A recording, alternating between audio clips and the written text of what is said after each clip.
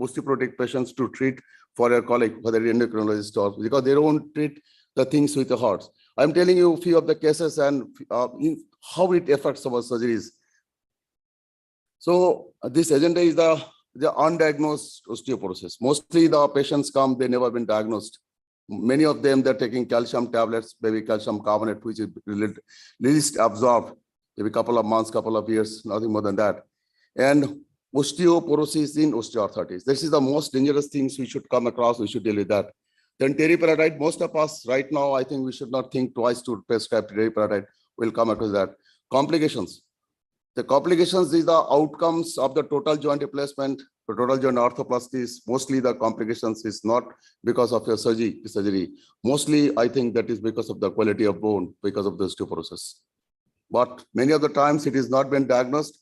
End of the day, it comes to our own shoulder. People say it is your surgical skill that gives the complications. It is not because of the surgical skill of the surgeons. Mostly it is the quality of the bone. But you are never been told before surgeries, but it is not being diagnosed properly. So this is a few things I'm telling you. The osteoporosis is estimated 200 million women in the worldwide.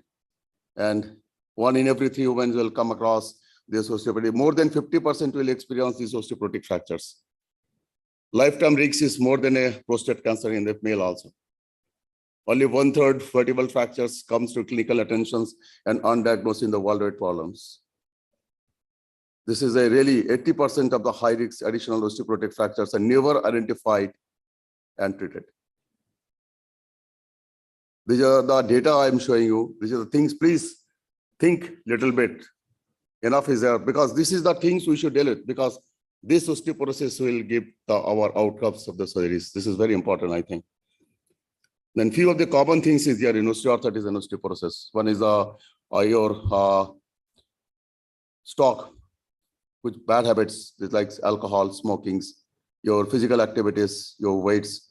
It impacts in both your osteoarthritis and osteoporosis also. These are the common factors.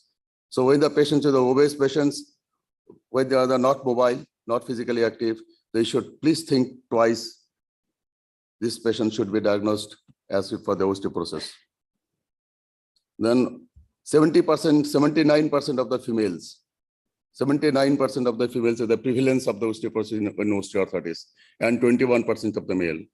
And if you divide your OPD patients 100, then 42% of the patient OPD patients are 50 to 60 years. I'm talking of the arthroplasty OPDs, and 46.7% in the 65 to 80, and more than 80 is the 9%. So these are the cases you will come across in your OPDs in general, in arthroplasty OPDs. After that, the 79% of the females are osteoporotic and 21% male are osteoporotics.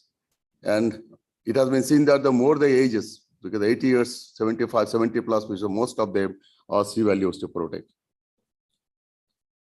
Among those patients, only the 15% of the women and 30% of the men are pharmacological treatment of TK, and only the pharmacological treatment, only the calciums in the form of calcium, nothing more than that.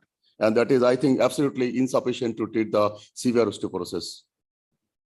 Now we are here to recognize the unrecognized osteoporosis in the post-total knee arthroplasties, incidence of the periprosthetic fractures of the total knee arthroplasties.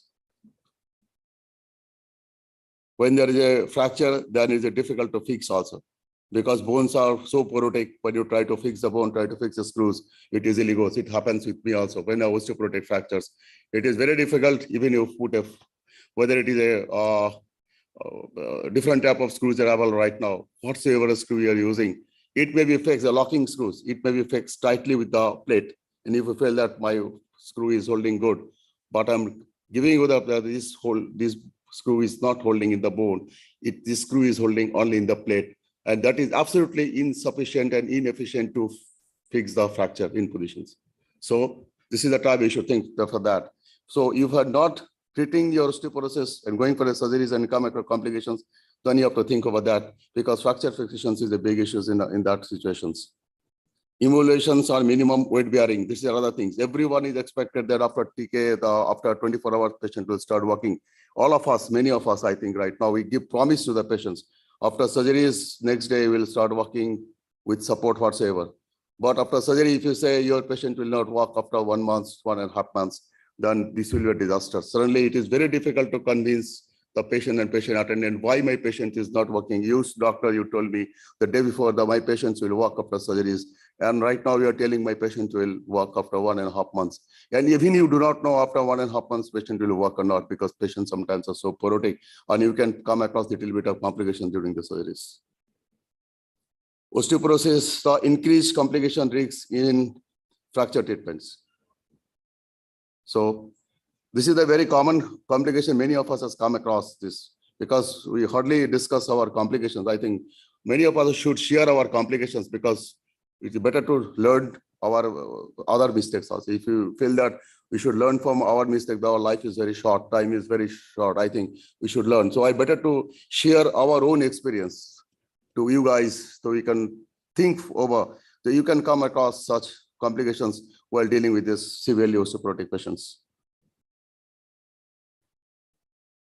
See, this is a fracture. Sometimes it is very difficult to, because periarticular, and it is, I think it is, I'm not talking of the fracture fixations. I'm not talking right now the osteoporosis, how it could be a disaster in so many of the cases. The revision surgeries also, you did a very excellent job. Everything is fine. Patients start walking, fell down. The incidence of osteoporotic fractures is very high in all revision cases. This is a fracture. Everything is gone very well. Start walking, there's a fracture.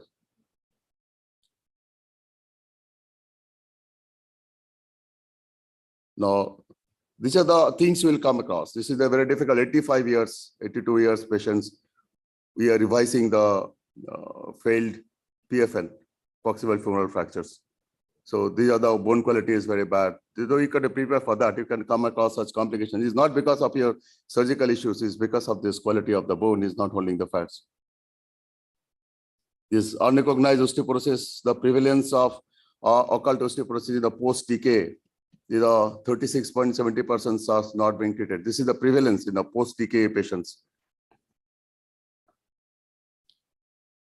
Incidence of periprosthetic fractures is more with this, the revision THRs and mostly the revision TKs. The revision, because the revision surgeries, patients is immobile, already implant is there.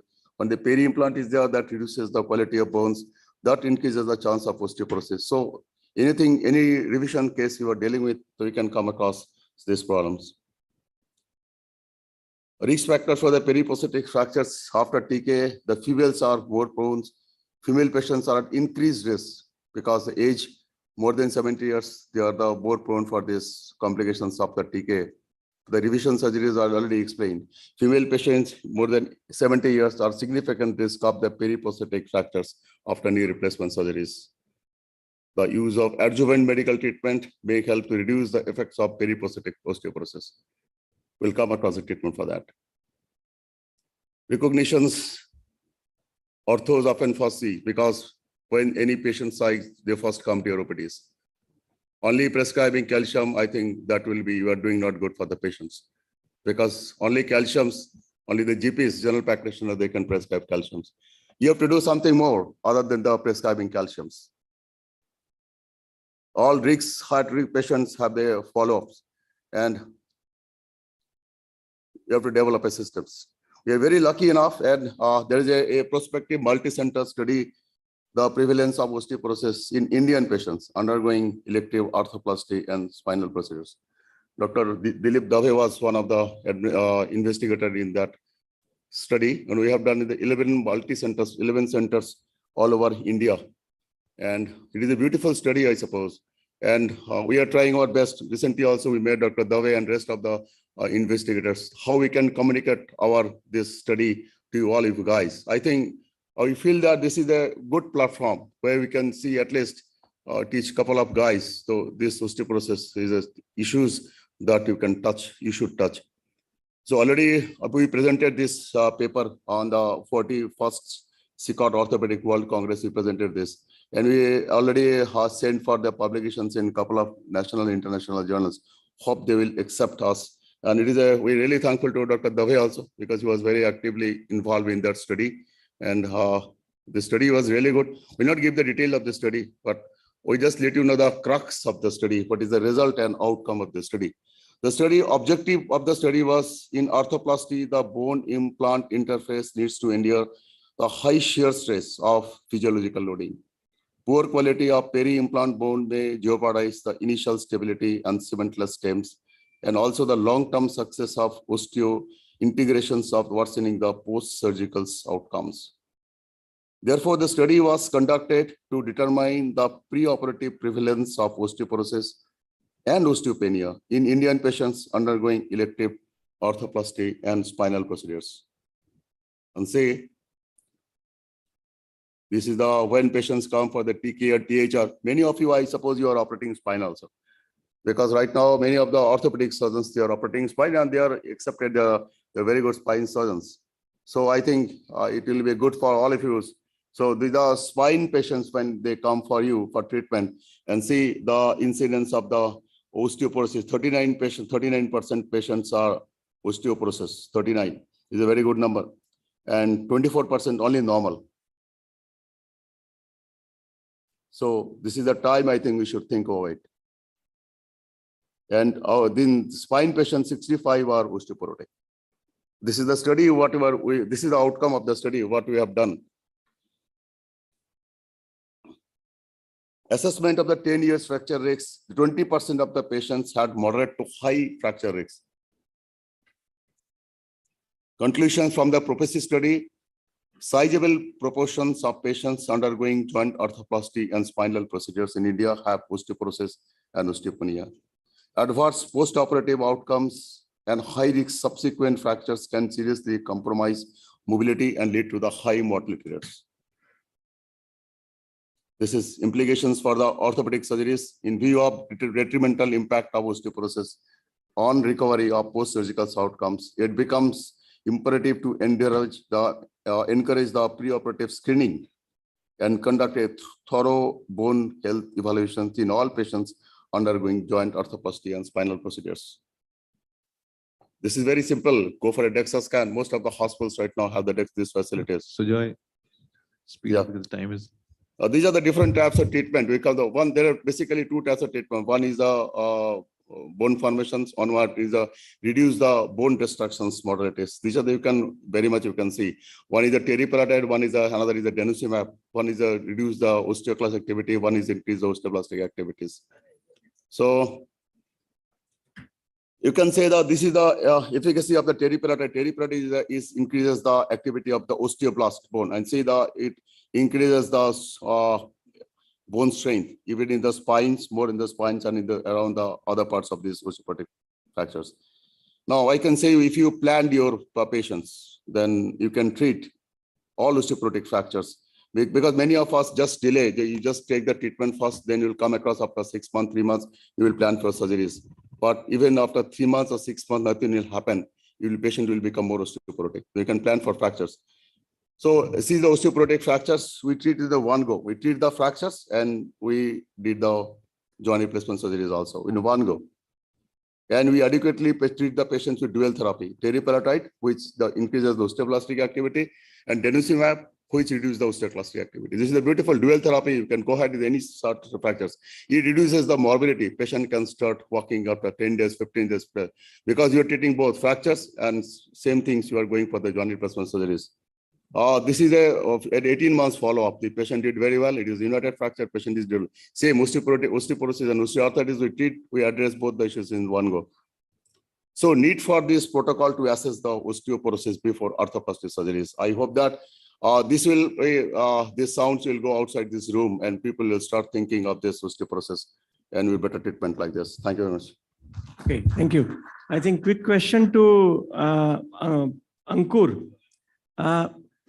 Most of the valgus we can manage by medial parapatellar approach. So what are two important points where you will do the lateral approach?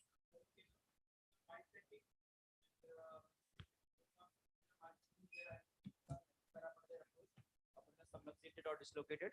And also if there is a rigid valgus, non-correctable at all, I'll prefer, lateral parapatellar cabbage approach.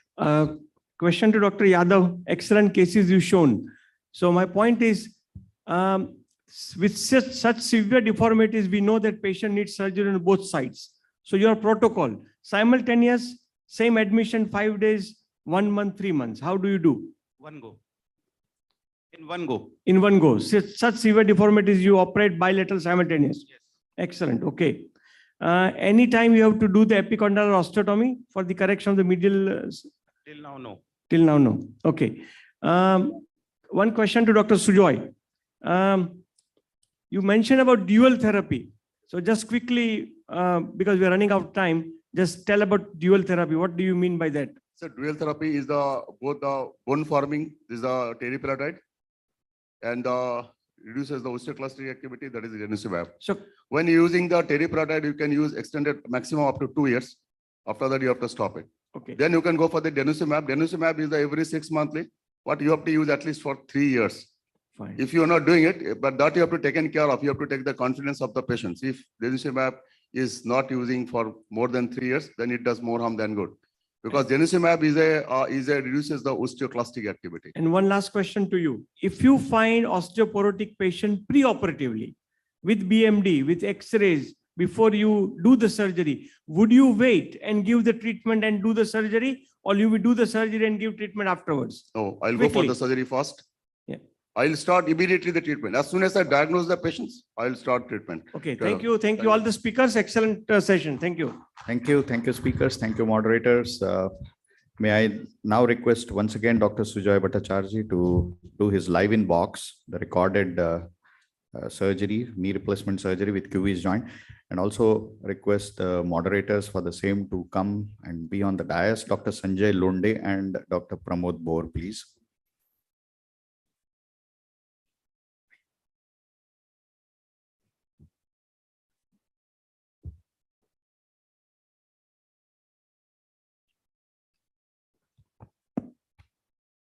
Good morning to all.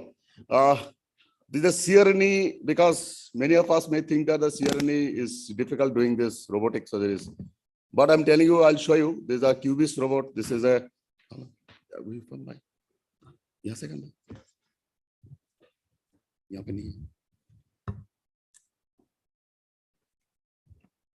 I think this QB's is preserves better than me. I've been doing the CRNE around more than a decade. But I feel that even the very small TV also, it preserves PCL excellently.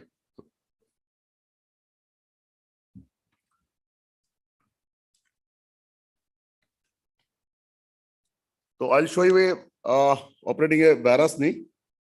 We have done the bilateral, but I'll show you only one knee, right knees. And before planning this robotic surgeries, we have to go for the first CT scan done. Then there is a software. You have to, the CT scan slide should be at least 1 or maximum 1.25 mm slides. And you have to be pointed out. You have to make a the label all the centers. There's a hip centers, knee centers, condyles, and you have to do the surgeries before you plan for the surgeries. And during that time, you will come to know the which implant exactly, the femoral size, tibia size, everything will come to know. So in robot, you can come down to the 1 level down. If it is 2, you can come to 1, but you cannot go to 3. So many of the, I think recently some Korean guys also with me, they told that the disparity of this AP and ML diameters in India is very high. And he was very puzzled.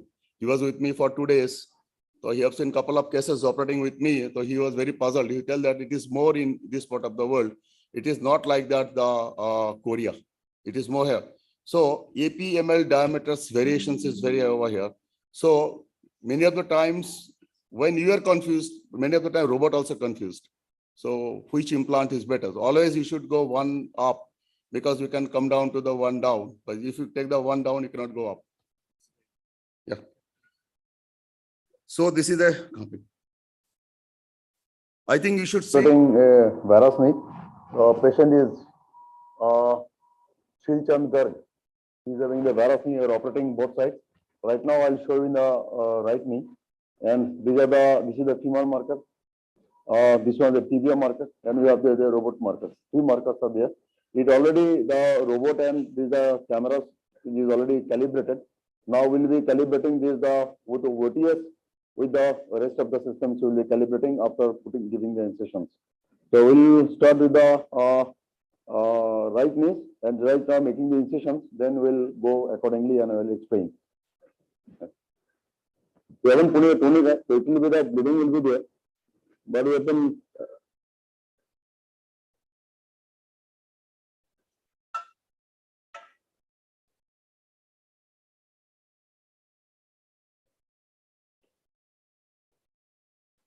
This is the DMIOS knee positioning system. We have positioned the knee right now. Then we'll start doing the points what we have already selected in the pre-operative planning in the CT scan program.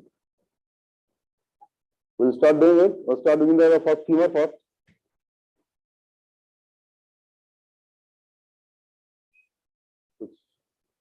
Yes. Yes. Yes. Yes.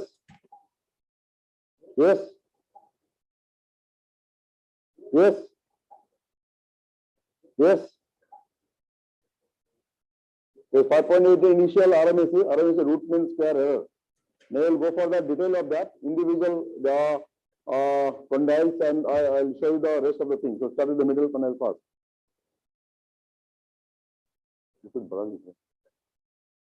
Next.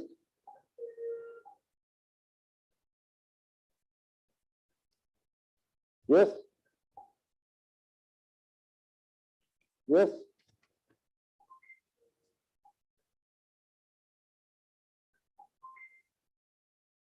Yes.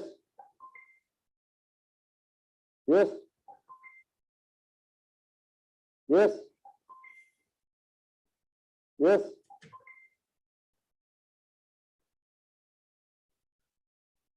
Yes.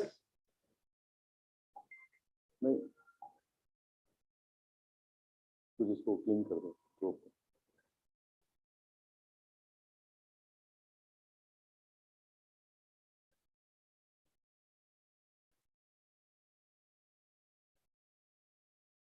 Yes.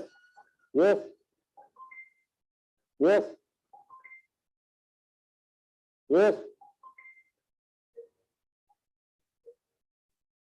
Is the initial, the final root mean square and TBA is 0.91.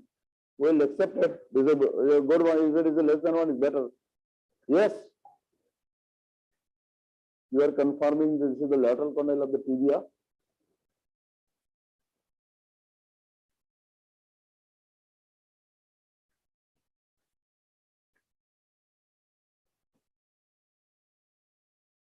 Yes. Yes. So now we will balance the gap. So what we have checked and what we have planned in the preoperative planning in the CT scan, we haven't gone through the gap. Right now we'll go to the gap. This is the extensions. See the extensions in the lateral side is the chain.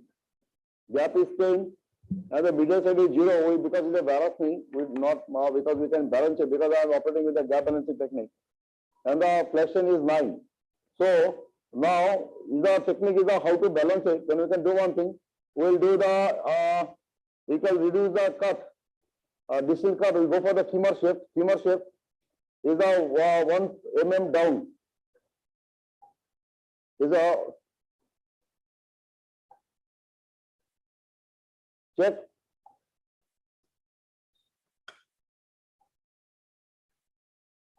Now 1 mm it has come, the extension is 8, and since we have reduced the distal cut, now it has come to the flexion also 8.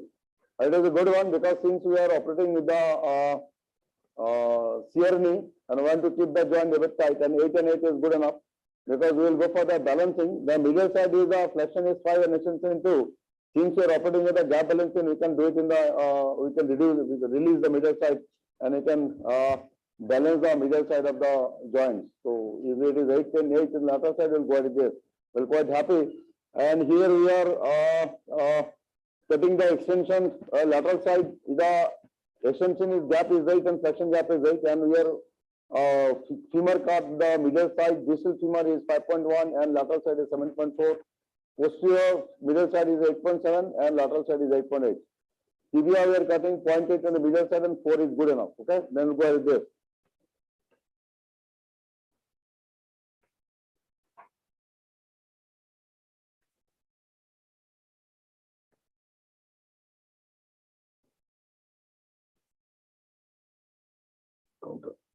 Counter.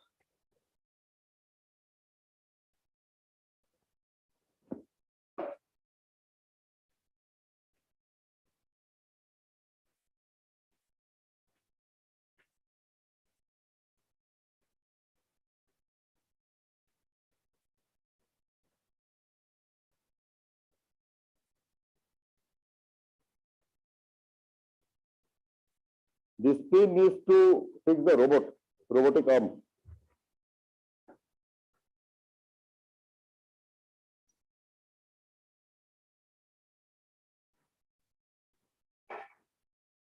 Now all three should come into this. This is the robot marker, this is the femur marker, this is the tibia marker. Now everything is perfect. Now the robot is ready to work because we will fix with the robotic arm. Since we are operating with the CRNE, we will first do all cuts in the femur, then we will come to this tibia.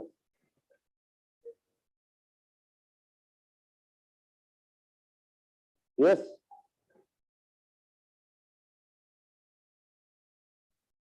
Yes. Now we start with the distal femur first. The distal femur we are cutting middle side 5.1, lateral side 7.4.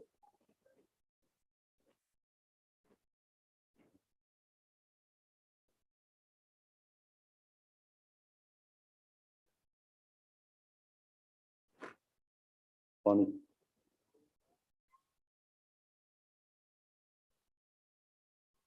पानी नहीं आ रहा पानी नहीं आ रहा पानी नहीं आ रहा हाँ ठीक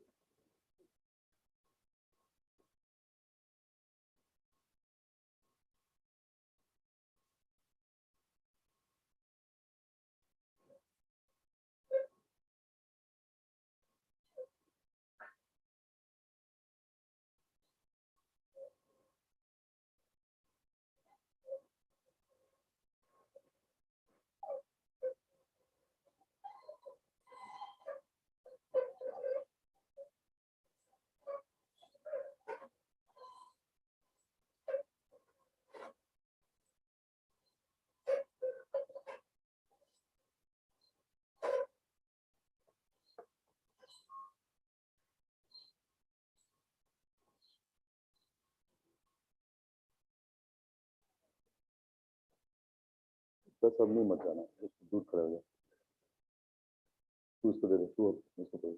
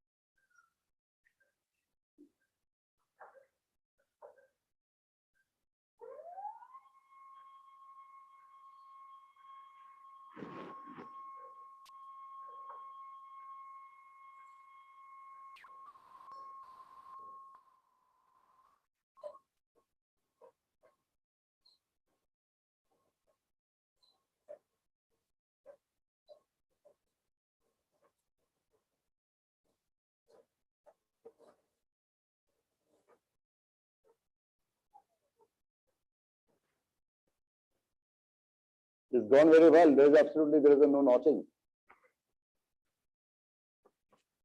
Now we go for the posterior sample.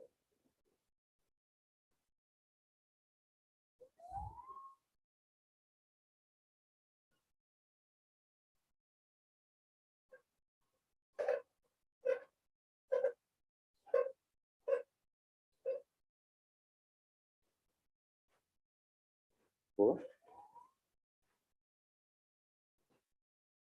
मतलब देखिए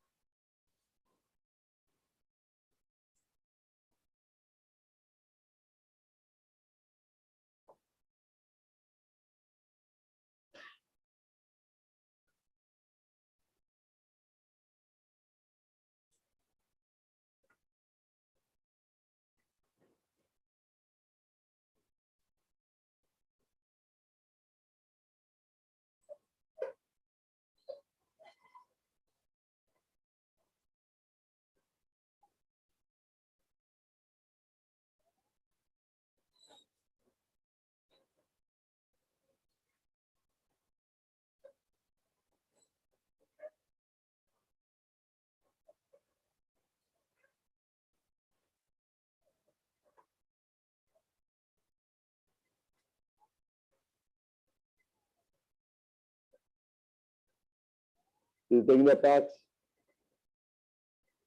Middle side, now the lateral side.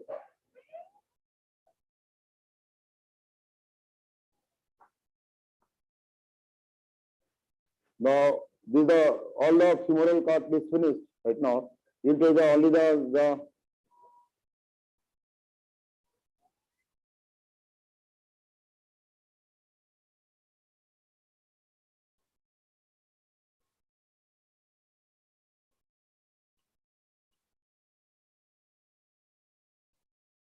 perfect. It takes only hardly 10 minutes, 10 minutes to finish all the cuts of the femur. Now we'll start with the tibia. Again, you have to use the probe.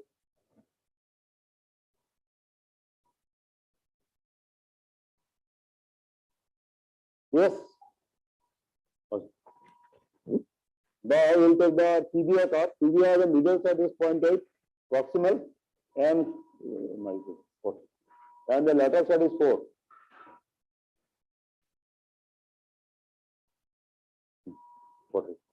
Put it. Okay. Come. Okay.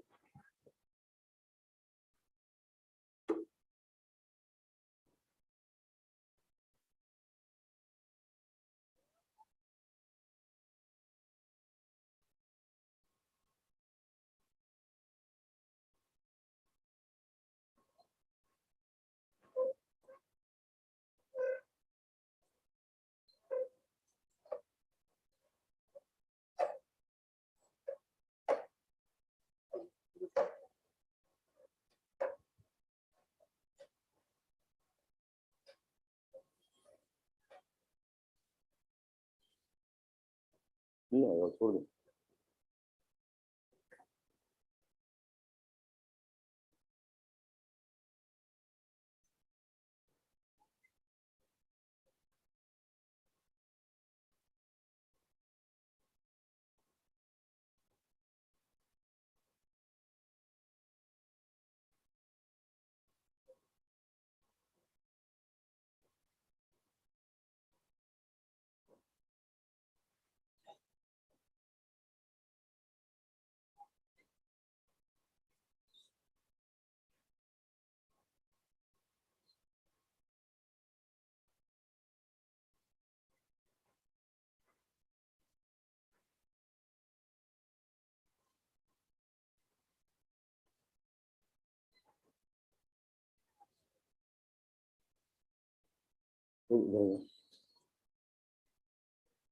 We have finished all the cuts of the tibia and femur. We can take the broach also, but we are not used to. We are not taking the broach, but this robot is competent for the taking the tibial broach also. Thus, we finished all the cuts, and here we can again check the gap also, but we have to check it because we are removing the right now the robotic arms and everything. Then we'll clean it, and then I'll show you the bone cut.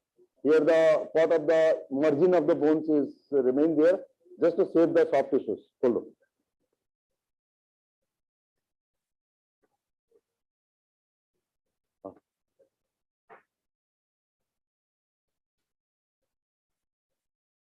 Right now we finish the right side, then as soon as we finish the right knee, then we will start doing the left knee also. We are doing bilateral. It takes only 20 minutes, less than 20 minutes to finish all the cuts. We'll remove all the pins right now.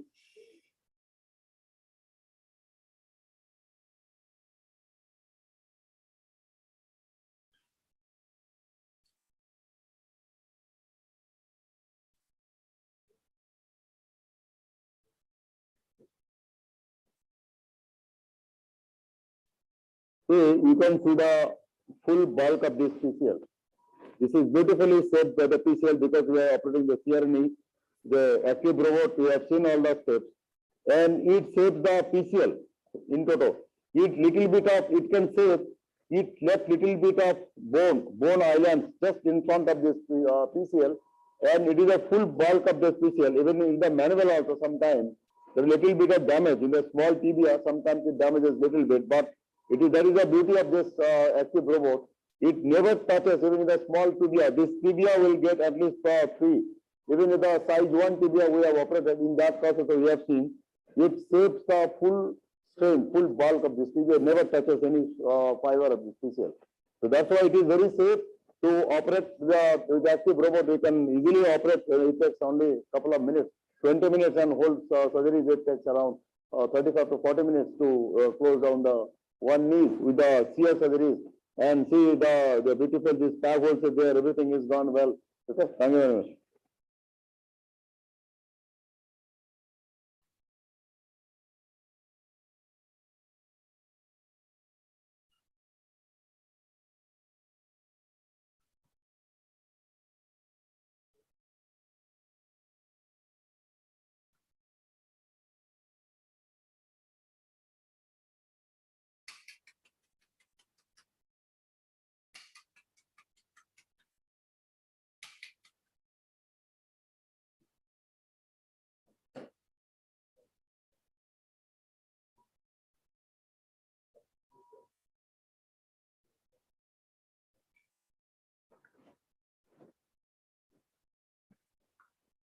The PCL is absolutely intact. You can recheck the whole things. It is absolutely the second toe. It is a very balanced knee. You can go for this, and it is properly balanced. Thank you.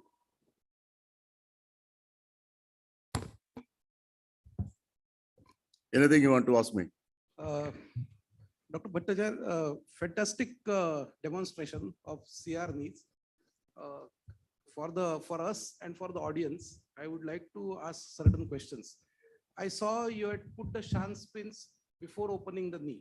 Yeah. Normally, we open the knee and then put the pins. You use the pins first to save the tourniquet time, or No, I don't use tourniquet. so while only implantation you use the tourniquet, or no? Tourniquet? See, right now I have changed it sometimes because issue is the putting both the pins. I'm a bit scared to put two pins because it is around 4.5 mm pins. Correct. So I'm repeatedly with the these guys. So what should be the minimum difference between the joint line and the first pin? Correct. Because more you go proximally, the more narrower bones. Correct. More down, more distal, it is with the cancellous part of the bones. So it is right now some we change because they when the short-heighted patients, in that case we open the knees, then we put a screws. Or it is a long patients, then we go for this before that. And obviously it saves time because Correct. I don't use it tourniquet. I feel that putting a screw at least couple of seconds, couple of minutes, you can say. And so you remove the pins before checking this thing. Once you put the processes, you did not. No, basically after balancing, did you recheck? You don't recheck. regularly. recheck, you can do it. You Yeah. can check there because I've seen because you have to remove all the osteophytes, you have to keep the things. Only issue is that the marker should not touch. If the marker is touch is so sensitive, if you touch the marker, then whole thing is gone. Another thing is that we are after taking all the cuts, we try to take the gap, but it doesn't because so much of osteophyte is always most of the time all cuts, the margins are left. Margins are left means this robot is very safe. It don't come inside the soft tissues. I'm telling you previously I was very scared with the patella sometimes because I don't invert the patella. I just Lateral. subluxate the patella. So I was very scared because this bar looking something is horrible, is going that. But it's very safe, I'm telling you. I have done more than 200 surgeries till now. None of the cases it touches any of the soft tissues or patella. Even in the posterior part of this tibia, the bone mark islands left. I'm telling you, I'm talking of the PCL, very small, one size tibia, very small tibia. In that case also, it never touches any of the fibers of this PCL also. The one thing which we do during the planning, before the surgery, for the tibia, we slightly anteriorize the tibia so that the posterior part of the bone remains. When the burr goes back, when you are pre-operatively planning, at least what we do, we slightly anteriorize the tibia. Sir, may tell this program is so sensitive. Even you try your level best to put posteriorly, you will not accept. Correct. You try your level best, it will not accept. Very safe. Even you try the smaller tibia, they always prefer to leave a bone islands posterior part of this tibia. I think it's a bit of good ways, because initially when I started operating, we were also scared. But it is always safe, very safe. Lateral part, the LCL and the patella is there, because if I'm not everting, I'm just subluxating. My patella is just besides the lateral condyle of the tibia. When it takes the posterior chamfer, lateral posterior chamfer, lateral posterior cut, and posterior and lateral half of this tibia cut, in that cases, your patella is at risk. But it never touches any part of this patella also, because it always leaves bone. Because that's why after taking all the cuts, I try to get because it is the Qrexo says, the owner of this, the makers of this robot, they say is you can check the gap. We try to see the gap, but it is I think you'll not get any conclusive. These things I'm very happy to, because what I'm operating here is a gap balancing technique. I'm balancing only the lateral part, not the medial sides of it, because there are the 2-3 ways you can do it. One is kinematic alignment, one is bone resection, one is the gap balancing. If you are operating the bone resections, in that case, you can check, you can get the, because since I am not balancing the knees in either sides, if I take all the cuts, if I want to check the gap, it will not give me the proper views, because I have to balance the medial sides. I haven't asked my robot to balance the medial side. I've asked my robot to balance on the lateral side, because I have planned to balance the knees by gap balancing technique. But the surgeon who feels that I'll go for this bone resections or kinematic alignment, in that case, I feel that could be possible. That can be some sense of checking the gap, because you have to check in any case by cutting the bones. You are not balancing the soft tissues. Can you elaborate for the audience? You showed very excellently in that you balanced the knee before you started cutting the knee. Yeah. You balanced the knee on the lateral side. It was 8 millimeter, and in extension it was 5, and flexion it was 6. Yeah. Was it purposeful? Because you are aware that once you remove the osteophytes, it is going to increase. Yeah. See, I'm telling you, because I have there's gap balancing surgeons. I am only balancing the lateral hub. I'm working with the varus knee. In any case, I'm not going to touch the lateral half of the knees. I can touch the medial half of the knees. So I have to balance the lateral part. Forget about the medial part. I can balance it. This was the things already accepted, and accordingly as per the point. So gap balancing technique, there are different ways you can do it. It is everything is in front of you. There are the femoral shift, the tibial shift. You can go the up and down. Everything should be crystal clear. If you take a 1 mm distal cut, what will be the result? Well, if you take the 1 mm proximal cut, what will be the result? Everything should be very clear. Then only you can deal with this robot. This robot is very sensitive. If you ordered him, this guy to take a 1 mm, he will take 1 mm. Which 1 degree is 1 degree. But the thing should be very clear from your side. If you take the 1 degree valgus or 1 degree varus, what should be the outcome? If you are confused, then it will be very difficult to deal with this, because this is very sensitive. And things should be very clear before you go for the surgeries. Another thing is that you already planned the surgeries beforehand. You've done the CT scan, you planned. Only issue is that you haven't checked the gap. You take the minimum cut, but gap you cannot check before surgeries. Now these guys are working with it. We just advise them this is better if you can check the gap before surgeries, but you cannot check the gap before surgeries. Intraop, you can check the gap. But I'm telling you, you have to prepare yourself. How do you want to proceed your surgeries? Gap balancing technique, major dissections, or kinematic alignment. As per that, you have to plan. What is your plan for upper tibia lateral side, unaffected side? You usually preoperatively cut about 5.5 millimeters or 6 millimeters or 9 millimeters. No, I think, see, if you say that you are cutting 9 millimeter, after cut, you check with this, your calipers. Your jig says 9 mm. Please, tomorrow or day after tomorrow, when you are operating, you check. It is never 9 mm. It is never 9 mm. Because while you are using, most of us are using the jig says you taking the lateral cut, 9 mm cut on the lateral side, medial side. You check with the calipers. It is never 9 mm. Take it consideration that 1 mm will go with the saw. But here is that exactly the size of the bones you are getting with the robot. If you say it's 2 mm, only issue is that you can check it. But in the manual, you have to check with the calipers. Here we can check. Of course, you cannot check with the calipers. Only robot can check it because he's milling the bone. You cannot get the in toto of the cutting part of these bones. So he can check it. There are the systems you can check the bone, how much you have cut. But that is the way we can do it. But the only thing is that you have to balance. And right now we are very confident. If a balance 8 mm lateral side, or because in any case, I'm not balancing the medial side. 9 mm lateral side is the tight knees. If I open the knees, I feel that it is very tight. I go for this 9 mm on the lateral side. I feel that a bit lax. Then I can go for the 8 mm. If you relax, then 1 mm is adjustable. Because I'm operating with the shear knees. But the shear knees, knee should be a bit tighter than the PS knees. Because your ligament should be tight. If the ligament is lax, it will not give you some giveaway, or patient will not be comfortable, outcome will be bad. So any shear surgeries, the ligament should be tight. If the ligament is lax, then in PS is otherwise around. PS is around, you can little bit of lax, doesn't make a difference. But in the shear, you have to be a bit tight. One more thing, you cut the femur first. We used to do that. Of late, we have started cutting the tibia first. Because if you don't cut the tibia first, especially the posterior cut of the femur, the tibial spine comes in the way of the robot.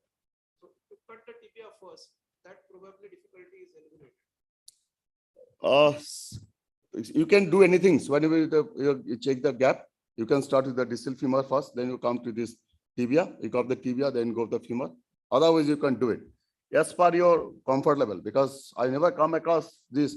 But it has been seen that when I started operating on the first or second cases, if the posteromedial cut is around 4 mm, that is very difficult to balance the knees. If it is 4 mm, you are cutting in the posteromedial lateral sides. In such cases, you may sometimes it touches the tibia. But problem is with you. In that case, this robot will not proceed. Robot will stop. If the cutting femur, if it touches the tibia, it will not proceed. It will show the error. The problem is not with the robot, problem is with your planning. Because if you are cutting the posteromedial or posterolateral, whatsoever it is, if you are cutting the 4 mm or 5 mm, it is very difficult to balance, because end of the day, at least you have to get the 9 mm cut.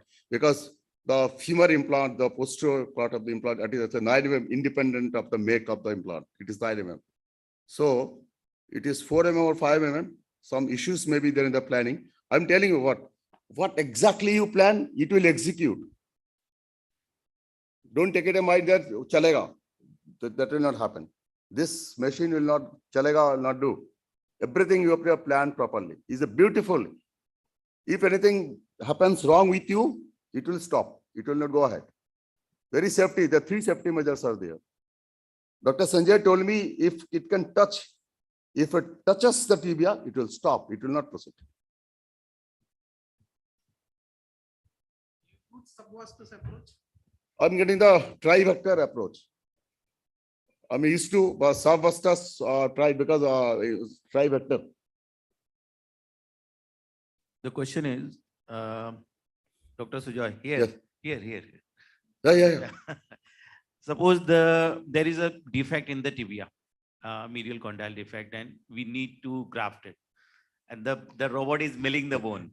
So what would you do? See, I'm telling you, I told you this guys was with me, this Korean guys, this Curexo's chief engineer. Choi is here? Choi? Mr. Choi is here? He's not here. He's supposed to be here. He's somewhere in this part of the world. He came to my OT and he assisted a couple of cases. He was puzzled. He told that whatever data they have, they're the Korean data. And the APML variation is very high in this part of the world. APML variation, even most of you are confused. Independent of the make. If the make, the difference of the implant is 1 mm or 2 mm is good. But many of them make their difference is 4 mm sometimes. Lower size implant, this is 2 mm maybe. Higher side implant, this is 4 mm. Now it is very confused, AP and ML. It looks AP is smaller or ML medial lateral, maybe a wider one. In such cases, because this program, this robot, you can come down to the 1 level down. You cannot go up. Only 1 level down. You have got only freehand is a 1 level down. So when you are planning, so you have to do your own or you have to develop a team, but still then it is better because most of us very busy surgeons. You don't think very casually. If you really be a robot, you want to use robot, you have to spend time with these machines. Don't rely on your assistant to do it. Because assistant, whosoever is programming the program, he or she may not be in the OT. You will be in the OT. And in any cases, it doesn't make a difference how we are operating. You have to answer the attendants. You have to answer your patients, why I'm not good. So, straightforward case, little bit of, right now, couple of presentations are following. You can show very difficult cases where you show. I think it will be very difficult to operate, needs more data because these are Koreans guys, they do not have such difficult cases what you have shown us. So basically, these are, you can say, bone loss in the either side of the tibia or femur. I don't know how far it will be possible. Till now, I haven't tried. Because every case, I have to be confident enough because you were start using only January. It is hardly but 2 months. We have done around 200 cases. So it needs more time.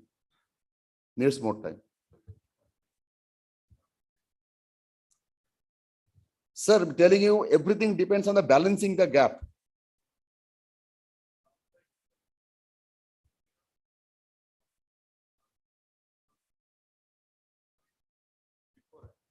I think you to before it. Gap. Once you balance the gap, only during that part you can go up and down. Okay, not after the cut. Not after the cut.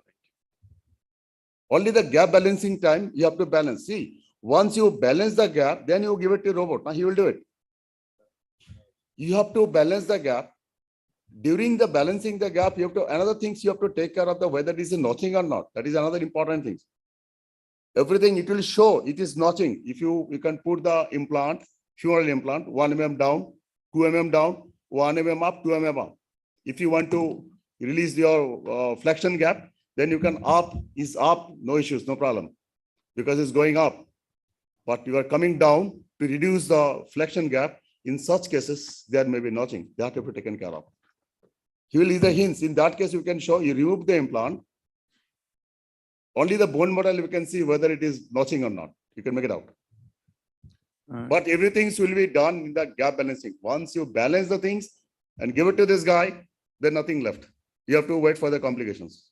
Don't blame the robot. Dr. Sujay, Yeah. My question is, at what point of time you release the posterior, remove the posterior and medial osteophytes? Because most of the cases we see lots of. Yeah, very good question. See, before balancing, while you or because you have to corroborate, you have to because you have to point out the every points and medial condyles, lateral condyles, marked all part of this tibia and femur. Before going for the balancing, you can remove the as much as you is visible because everything is because posterior osteophytes, it is impossible. You cannot remove it. Only things you can remove it, the anterior osteophytes, femur, then medial lateral osteophytes, and some part of the anterior osteophytes of this femur on, tibia on. That's all. Nothing more than that. You cannot remove the entire because you haven't released it. Because if you release it, you cannot touch the anything before doing the gap balancing because you have to check, because you have to do the surgery Beforehand, only the CT scan done. So you are not released before that. Only after, when you start doing the gap balancing, before that, you can remove the osteophytes, but don't release it. Because if you feel that I will release the, if it is a varus knee, the medial side, I will remove the osteophytes. No, you're not supposed to remove. Little bit of osteophytes you can remove before going for the gap balancing. Gap balancing is the most important things that you have to balance the knees, and you have to decide how you want to proceed. You are a gap balancing tech surgeons or measure resection surgeons or kinematic alignment, whatsoever your preference. You have to plan it and you have to give the robot for executions. And another question, can you do any constraint type of knee with this technique? Constraint type of knees, you have to decide. If you cut everything, nothing left, then you have to put a constraint.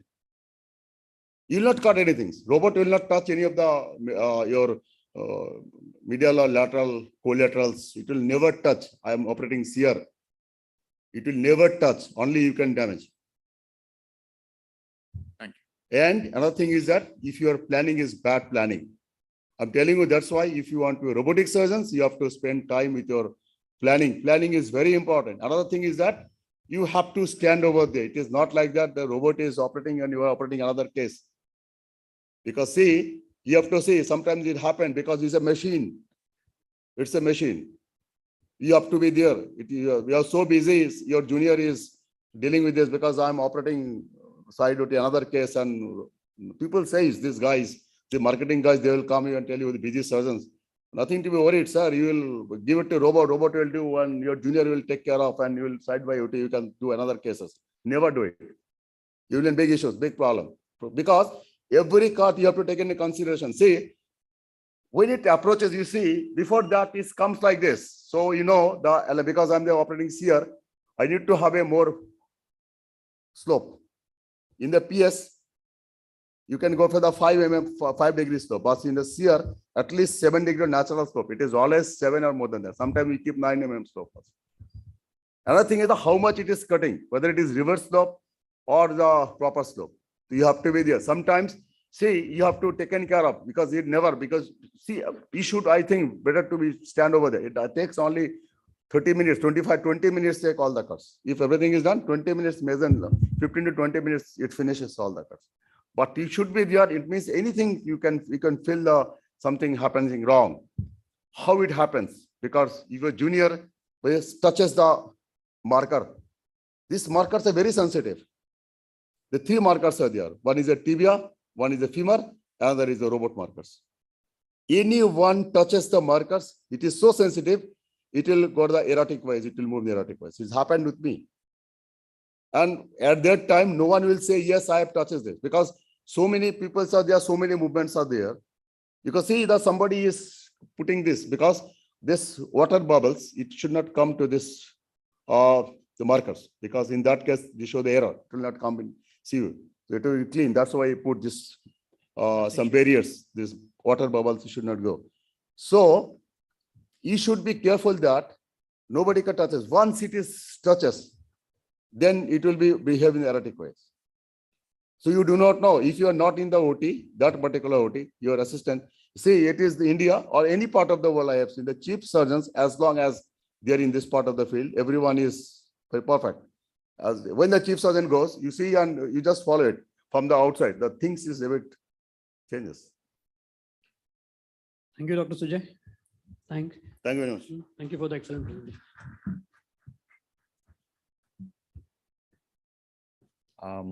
Thank you, Dr. Sujoy. Thank you, Dr. Lunde and Dr. Bor. May I just request the next session directors, Dr. Rakesh Nair and Dr. Shekhar Srivastav, to please come on the dais.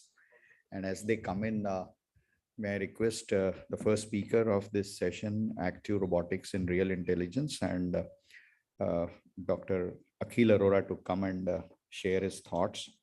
Why robotic surgery, what robotic surgery offers versus the navigation versus the conventional. He has been doing all 3 types of surgeries. So, Dr. Akhil, please.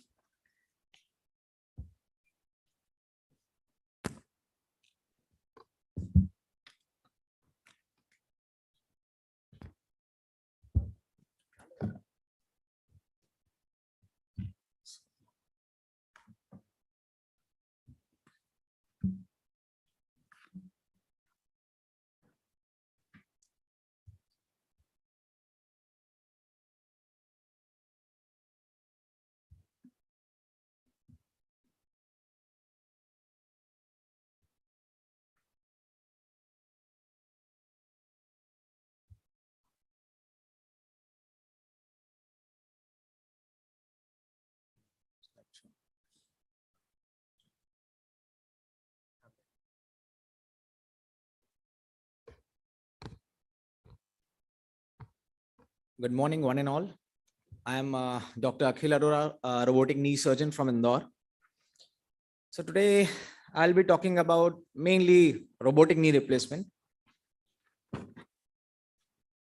So conventional primary total knee replacement is very successful. It's durable, it's reproducible. We are delivering consistent good results, but then it's not perfect for everyone. There are some studies which show 20% unsatisfied patients. Why? What is the reason like? The reason is we are doing non-anatomical total knee arthroplasty. So therefore, the new age of robotics, we have machines in each and every field to help us. In medicine, man and machine together. Is it a good thing? Definitely yes. So in today's scenario, human intelligence meets robotic precision. So what do you mean by computer assisted surgery? So we have passive like navigation machines, we have robotic, semi-active, active, we have image-free systems, and we have CT scan based systems. So in navigation, what we do is patients' anatomical landmarks we collect during the surgery, and it has high chances of human error. So navigation is used to position the cutting blocks, and surgeon then uses conventional instruments to make the cuts. If you talk about semi-active robots, they have a roboting tool, or you can call a handpiece. And in India, we have all over the world, we have both saw and burr-based systems. Now, active robot. Active robot means it has a robotic arm, which will do all the surgery, which will perform all kinds of bony cuts. But pre-op planning is very important, which you do on the CT scan. Image-free systems. Image-free systems, you can say navigation or semi-active robots, which are there in the market. They are image-free systems, means intraoperatively you need to collect the points and you need to build a virtual model of the knee, and then you do the gap planning. In CT scan-based systems, I personally, I do the planning myself. I don't rely on the company person. I personally go to the CT scan office, and then I get the patient CT scan done. I do the planning, everything one day prior to the surgery. And I believe in kinematic alignment. I don't believe in gap balancing. So there are various types of alignment surgeons follow: anatomical alignment, adjusted mechanical alignment, functional alignment. I believe in this. And then you have kinematic alignment. So described and popularized by Hungerford and Krakow in 1980, in anatomical alignment, you aim to make the lower limb straight. Okay. So for this, you need to cut 3-degree varus in tibia, 3-degree valgus in femur, and you go ahead with the cuts. Now, if you talk about functional alignment, you can just say it's personalized, technological, derived replacement system. Okay, I'll just move forward. So kinematic alignment, it's customized. Okay, you can restore the native pre-arthritic joint lines and the rotation of the patient's knee. Now, if you malposition the components, it will lead to pain, stiffness, and instability. And traditionally, we used to follow mechanical alignment.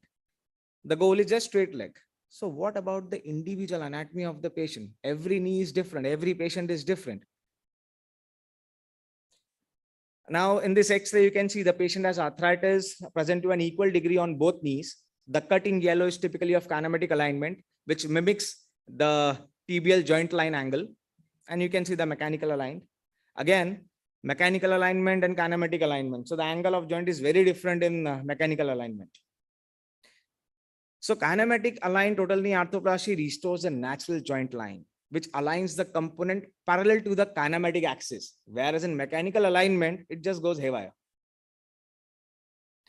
So another 3 scanograms. In picture A, you see the tibia axis, which is varus alignment of tibial components, which is anatomic. You can compare with the normal side. And then in the C picture, you see limb of kinematically aligned total knee arthroplasty. So this is the basic steps which we use to balance the knee. I emphasize on recut tibia in 2-degree more varus or valgus as per your gap tightness. So I believe in keeping tibia in 1 to 2 degree of varus because I don't release any soft tissue. So there was a paper published in SICOT this year. So functional alignment philosophy in total knee arthroplasty technique for varus morphotype using a CT based robo. And they concluded Functional alignment aims to restore the native plane or obliquity of the joint by manipulating implant positioning. It's a game. Your robotic software is like a video game. Okay, you can do whatever you want, whatever in which and every plane, the minute adjustment of the femoral component, you can do whatever you want. So we're limiting soft tissue releases. So this is the basic step we follow. We get the patient CT scan done. And then the main thing is your planning. You can place your femur and tibia component in a perfect alignment. So in femur, there'll be no notching. You will have equal this flexion gaps. In tibia, you can keep in varus or valgus as per the case. Now, before planning, you need to see the patient clinically first. Because if the patient is having fixed flexion deformity, and if it's having rigid varus deformity, you need to plan cuts accordingly. Believe me, I have just little experience because I bought Robo just 15 days back and I did 10 surgeries. So in my little experience, if I know my patient has rigid varus deformity, I will keep my planning and I will cut tibia in 2-degree varus. Now intraoperative, if I realize, okay, I want to increase the varus, or I want to increase the external rotation, or I want to increase the flexion of the femoral component, that I can do comfortably. So now we talk about cuvis joint. It's simple because it has your bone restoration is very nice and you have 3D CT planning. It's flexible. Now, if you want to do with complete femur resection, you can go ahead. Or else if you want to check extension gap, you can just distal femur cut, proximal tibia cut, you can check the extension gap and then you can go ahead. It's safe. It has a haptic technology. It won't touch your soft tissue. Okay, it has the haptic boundary and it's accurate. Sub-millimeter dimensional accuracy is there. So in my hospital, I name my technique as #MediRobo technique. 3 Ps, it's personalized, it's precise, and it's painless because I don't touch soft tissue. One of my planning, if you can see, the distal femur lateral cut and my posterior condylar lateral cut is equal. Because now I am not worried about my flexion and extension gap. They are equal. In this case, I had planned for varus 1 degree in the tibia. Now this was the intraoperative picture. Perfect example of how the gap planning should be. 10 mm equal in extension. I had to increase 1 degree varus. I had to increase external rotation 1 degree intraoperatively. And see the flexion. 10-10 equal on both the sides. Now here's the difference in planning. I could have kept equal posterior condylar resection on medial and lateral side, but in that case, I would be releasing a lot of soft tissues to balance the gaps. I don't believe in gap balancing. Because in my opinion, if you are having a robo, so why you are going for a mechanical alignment? Why you are going for gap resection? So another case, in this case also, see, I try to mimic the implant posterior condylar thickness. Like I used the E-size femur. Now E-size femur ka jo posterior condylar offset hai, it's 8.8 mm. So I have kept 8.8 mm on the posterior lateral side. Equal mm I am resecting from the distal femur. Another case, same 8.2 and 8.1. And I always try to keep around 2.5 mm difference between posterior medial and posterior lateral cut. Now here's my X-ray. Now this patient, he had 15 degree of FFD and he had rigid varus deformity. Clearly seeing in the X-ray, I have kept tibia in varus. Absolutely fine. And I make my patient walk same day of surgery. Another case, bilateral severe varus deformity, OA. Another, I kept my tibia in little bit of varus. Another case. Another case. And see the patient smile. She's walking comfortably, same day. Now this lady, bilateral total knee replacement. So this was the preoperative.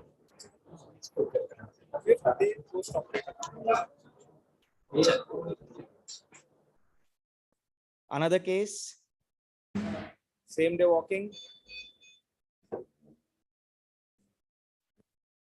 Another case. Now this patient, he came to me last year for his left knee, total knee arthroplasty. Unfortunately, we didn't have robo. I did a non-robotic. This time he came, I just convinced him for robotic surgery. This was the gate line.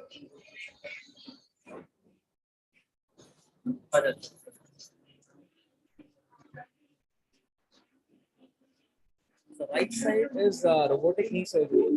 Now he told me after surgery, sir, जो मेरी recovery पहले बहुत time लग रहा था मुझे होने में, जो मेरा जितना पेन होता था, रोबोटिक के बाद बिल्कुल भी पेन नहीं है. So that's the beauty of this system. Another case.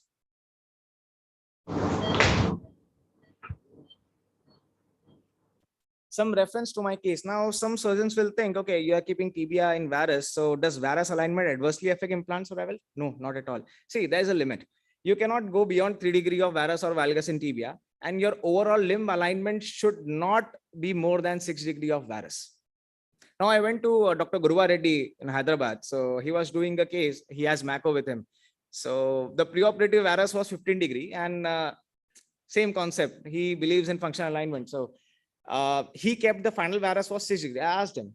So he only told me it doesn't matter because the varus is bony varus, not your soft tissue varus. So you can go ahead. You are giving patient a natural knee. So you can do wonders with this. There was a cadaveric study, robotic assisted conventional arthroplasty made difference. So it was same results. Robotic is far better. No match. Another reference to my case. So in the end, I'll conclude by saying robotic TKR, it's accurate, it's precise, it's tailor fit. Thank you so much. Yeah. Thank you, Akhil. Can I next call Dr. Sanjay? He'll be speaking on evolution of robotic technology.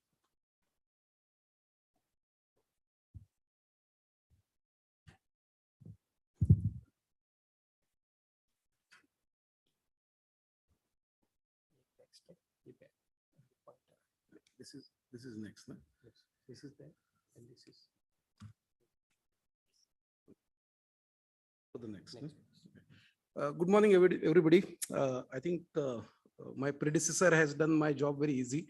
Not only the robotic technology has evolved, I think as a surgeon, I have also evolved, and we are also evolving. Probably 2 years back, means I started using this implant MaxT since 2012. In fact, I have implanted this implant in my mother also as a totally replacement. So that much confidence I have in this particular product. Maybe 2 years back, if somebody had asked me whether you will do a robotic knee, my answer would have been absolutely no, because I was always preoccupied with the proverb that a fool with a tool is still a fool. You know, means if you are a fool and if anybody gives a good tool, still you are a fool. But I think now, since last about 4 months we are using it, and we have done a good number of cases. I think some of the surgeons had attended us during the operation also. We can definitely say that the technology is there, because I like the 3 Ps my predecessor had said. It is personalized, it is perfect, it is precise, and more or less it is almost painless. Because not only our patients are saying, but our physiotherapists are also saying that because of the less soft tissue restriction, because of the less sort of soft tissue handling which we do, hardly any tissues we release. So I think there is a big debate about the measured resection or gap balancing. I would say the robotic surgery is a marriage of both. You know, it's a marriage of convenience. You go with a measured resection because you have planned the surgery before. You have kept it little tight on the medial side in the flexion and extension. You release some of the osteophytes which you are supposed to release, and immediately the medial side tightness goes, and you get the perfect picture on table, as the gentleman from Indore had showed. 10 on extension, 10 on flexion. So complete rectangular gap. So I think with this pretext, we will start evolution of the robotic technology. So I think joint replacement solutions have greatly evolved in its brief history for 60 years. Introduction of robotic surgery, actually it started as a means they initially used it for the brain, and then they extrapolated to the TK and THA surgery. How robotics is proving to be differentiating factor in arthroplasty, as we have already mentioned, it's a personalized pre-surgery planning with virtual simulation during the operation. Obviously, there is no question, there is a less tissue trauma and thus associated blood loss and faster recovery, and virtually no pain after the operation.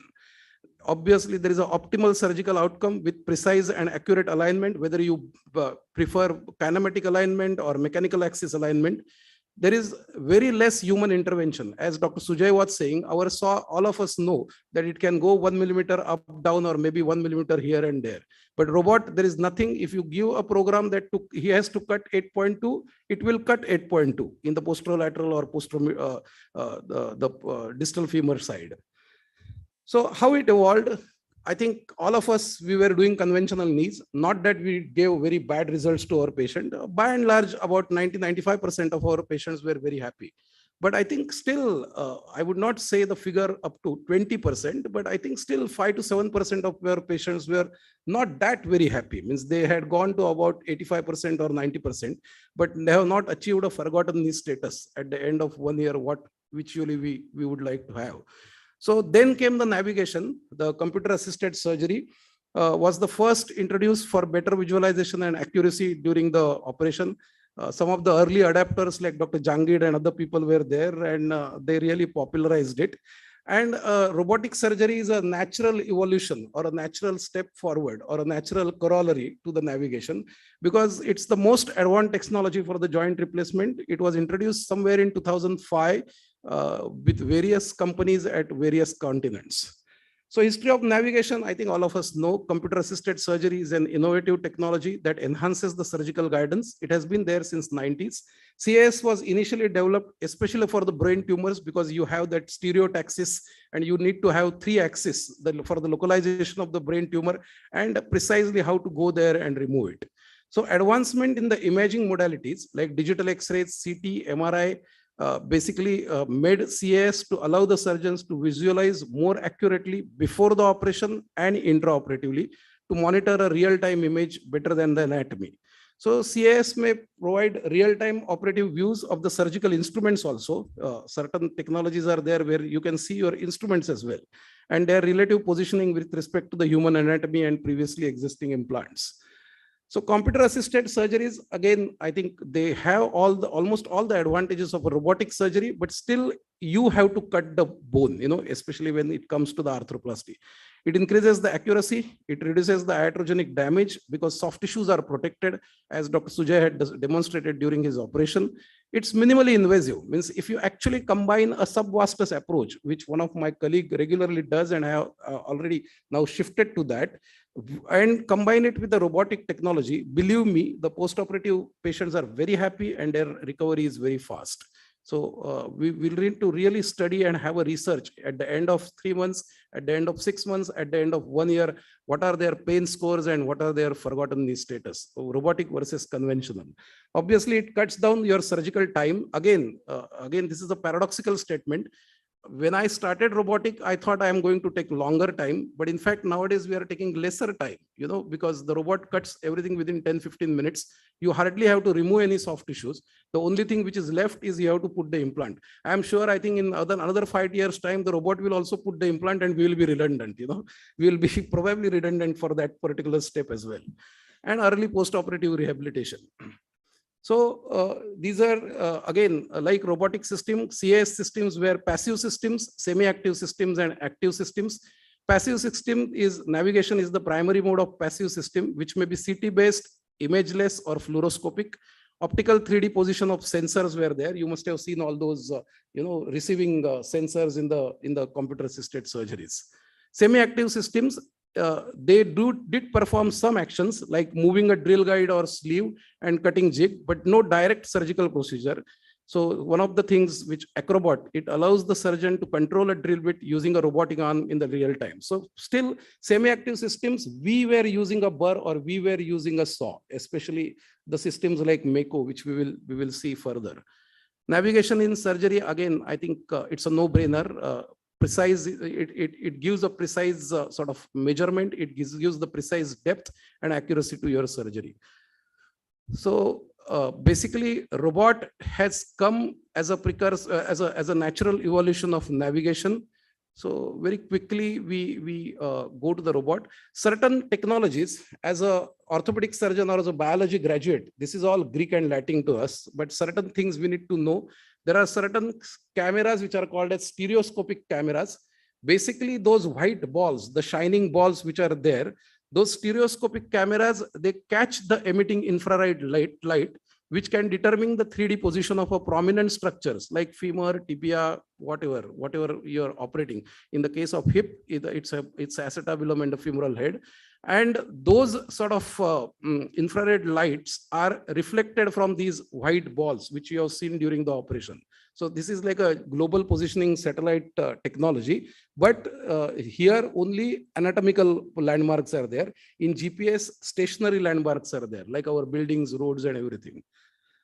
So modern orthopedic navigation systems are model-based. What is the model? Model is the 3D CT scan, which we do of the patient before the surgery.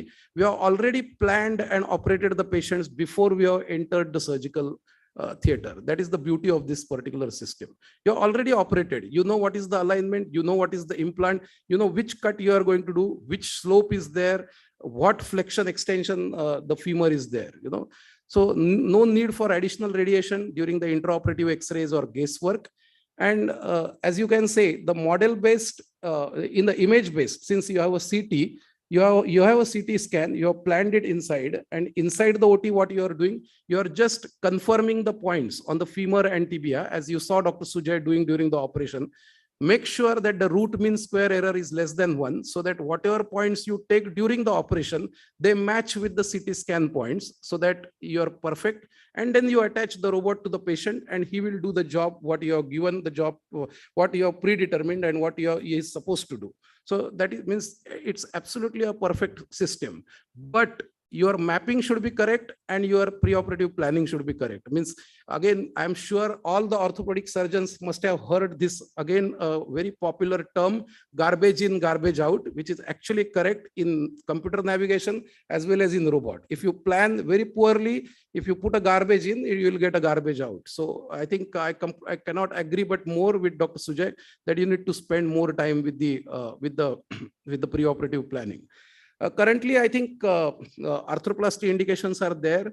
Some of my colleagues in spine surgery from Kokiraben, they tell me that even in spine surgery, for putting the pedicle screws, the robots are being used and they are found to be more accurate. I don't know, maybe afterwards we will have the robot for the arthroscopy to repair the meniscus or to cut the meniscus. I don't know, means probably in our lifetime we may see. So clinical, where do we stand? It's all very good, but what is the evidence? What is the evidence-based medicine?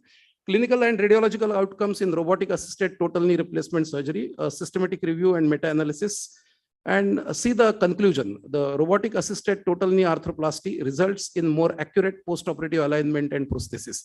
All of us are aware of the landmark paper by our own Jahangir Mahalakshmiwala from Mumbai, and now he's in London, that if there is more than 3-degree varus valgus malalignment or more than 3 degrees internal external rotation malalignment, then those patients are going to do, they are going to be doing poorly. They are called outliers. So I think more or less these 20% of the patients, we are going to reduce these dissatisfied patients with this particular technology.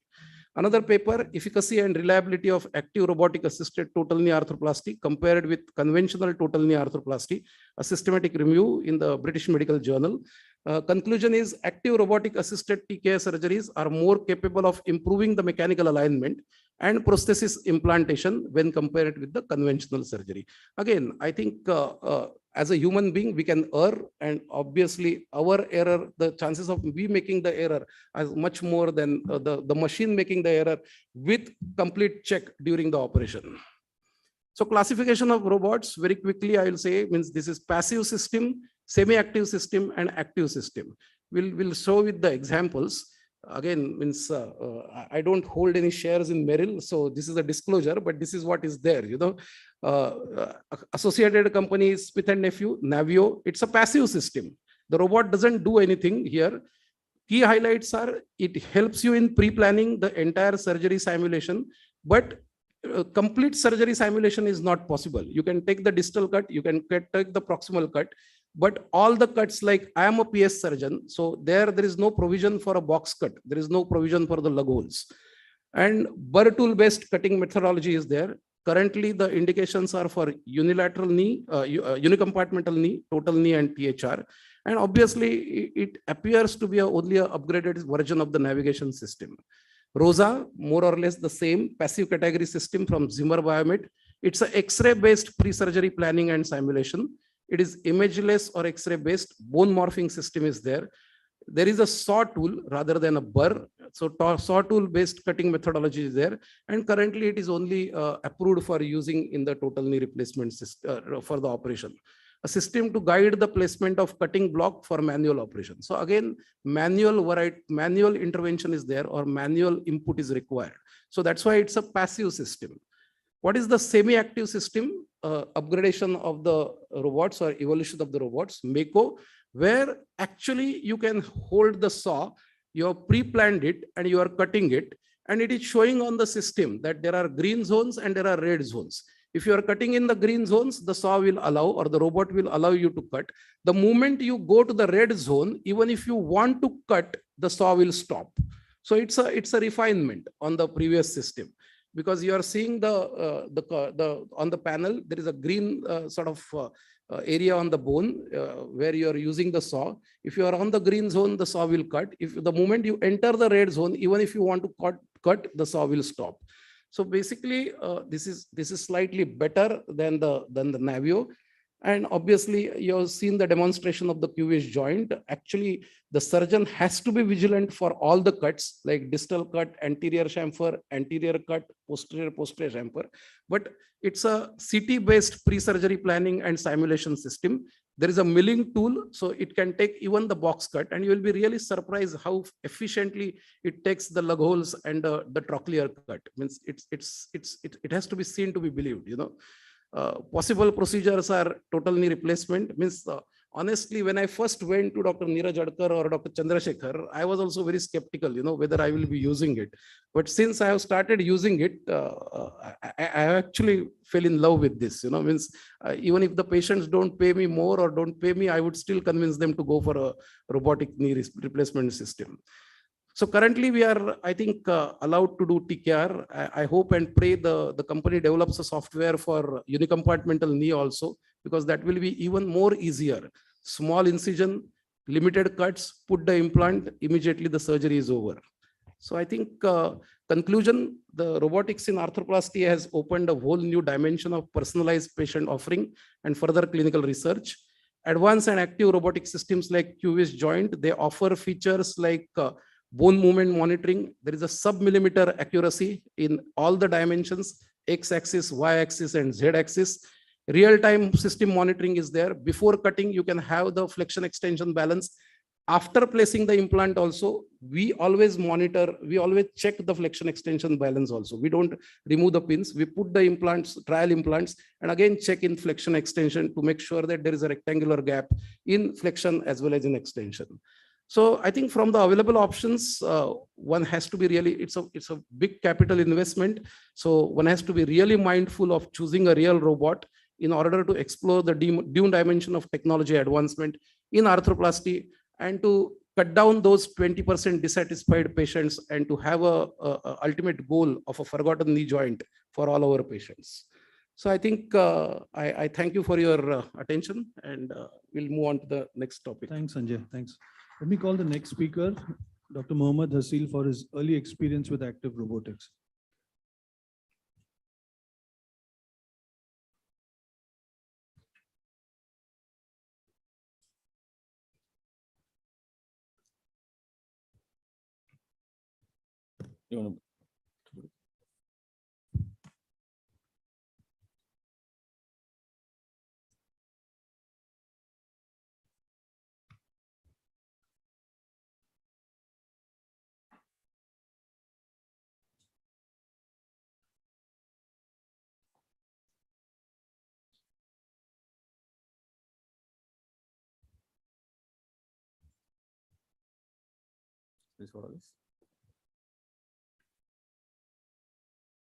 Good morning, everybody. Thank you so much, Dr. Sanjay and Dr. Akhil has given an excellent introduction to the concept of robotics, and to Dr. Sujoy, who has given an excellent demonstration of how it is being done. So coming to my topic, which is just sharing my early experiences with active robotics. So as you all know, and we heard a lot now regarding this, one of the most successful operations presently being done, which has literally revolutionized the field of field of arthritis. So I'll be a bit more skeptical on the amount of dissatisfied patients. I've gone through meta-analysis of different papers published so far on the satisfaction index on total knee replacement. Would say on an average, around 20% of the people who undergoes total knee replacement are dissatisfied. And roughly around 30% alignment outliers. And there are plenty of multiple soft tissue injuries, though not so common nowadays, since the training is so extensive now. So as we all, being good arthroplasty surgeons, this is our dream. Hello. To have the best of survivorship for our patients to be more satisfied, and hence let's have the reduced revision arthroplasty for every patient that we operate. Hello. Like everyone, we to started with the conventional approach from 2010 onwards. Hello. But we all noticed that with the conventional approach, we have to violate the intramedullary canal, and there is no role for a pre-planning. It comes as and how it comes. We do it. We size it as and how it comes. You really don't have an idea of what is going to happen inside the OT just with the 2D image you're going in. And there's a wide possibility of human errors. And there are higher losses and associated medical complications as well, like embolism and all. And then we came to the next phase, which is computer assisted. I moved to the Striker navigation system. Mostly I was doing an express knee and once in a while precision system. Now I have an experience of around 5+ years with the navigation system. So the mapping to landmarks on patient knee, and then computer would establish an HK axis. So thereby getting a better coronal alignment. So the violation of intramedullary canal was overcome. And it is a completely imageless pre-planning. So how good is our accuracy? We really don't know. And in terms of human errors, we could minimize it better. So just checking with one of my experience with one of my patients. This patient came to me for getting her right knee operated. She underwent a left knee somewhere else around 8 years back when I saw this patient around 5 years back. So the left knee, the operated left TKR is almost 8 years now. And she wanted to get the right knee done by me. So when I checked with her scanogram, this was her alignment. So I checked with her, are you happy with this knee? For the last 8 years, she has reached the state of a forgotten TKR. See, absolutely happy with it. And it's in around 13-degree varus. It was operated from a faraway place. So I asked him, why are you not going to the same surgeon? Then she told me, no, it's far away. So I wanted to get the right knee done by you. So I took a bail from her that I'm going to do this knee with a navigation system, and I'm going to place your knee in perfect mechanical alignment. And you may not be happy the same way you're happy with your left knee. Same happened. This is how my TKR looked like, and the other one still in 13-degree varus. Exactly as I expected, she is still more happy with the left knee operated by someone else. And she still complains of something, some stretching on the medial side, some paresthesia and all those things on my side. So are we looking at this? Are we trying to look for a solution for a problem which we really don't have? Alignment is not a subject. In many different studies and with many patients, you all might have experienced, alignment is only one fact. But what, as arthroplasty surgeon, what we can offer to our patients is the question. So I went extensively to see what the final conclusion on alignment. This is one good paper I've noticed from Sebastian Parrott and Pagnano et al. From Mayo Clinic. They concluded that a mechanical axis goal of 0 degree plus or minus 3 degree is of little practical value for predicting the durability of modern total knee arthroplasty implant. I don't intend to say that we can outlie, but I just wanted to emphasize the point that it's not the only criteria. So as Dr. Akhil beautifully mentioned, it's all about restoring the natural, as close to the natural anatomy as possible. So what's your dilemma? The number of TKRs performed are increasing. Number of revisions are also increasing. Number of patients who get the TKR done at a younger age is also increasing. And in conjunction, the failure mode is rapidly changing. So these are your concerns. You have aseptic loosening, infection, patellofemoral pain, blah, blah, blah, blah. And what can you do to improve this? So Fering et al. Concluded that overall rate of revisions could be reduced by 25% if you do a careful ligament balancing alone. So here comes the role of additional technology into your practice to get your ligament balancing perfect. So these are your challenges. You have to place the component accurately. You have to restore the knee biomechanics. In terms of wear, of course, alignment has to be perfect because that's what you should do for your patient. Proper soft tissue balancing is the key. So how to get these things right? So what were your challenges? As Dr. Sanjay mentioned all these things, because it's going to have a wide variability on anatomy mapping, you are left with some intraoperative complications and you don't have any control over your rotational alignment. So slowly started moving from an imageless to image-based. So this was one study which has proven that robotic assisted navigation compared with computer assisted navigation, definitely robotic assisted is going to have a bit more superiority. I'm not a fan to think that everything comes latest is the greatest. But I also believe that everything which comes later is not always the best. So what you can offer your patients? So exploring into the world of active robotics, you realize that there is a significant change in surgical experience, significant reduction of human errors.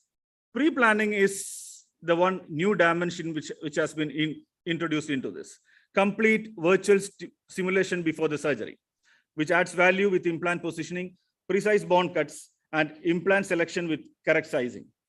So these things, you have a perfect CD, three-dimensional CT imaging.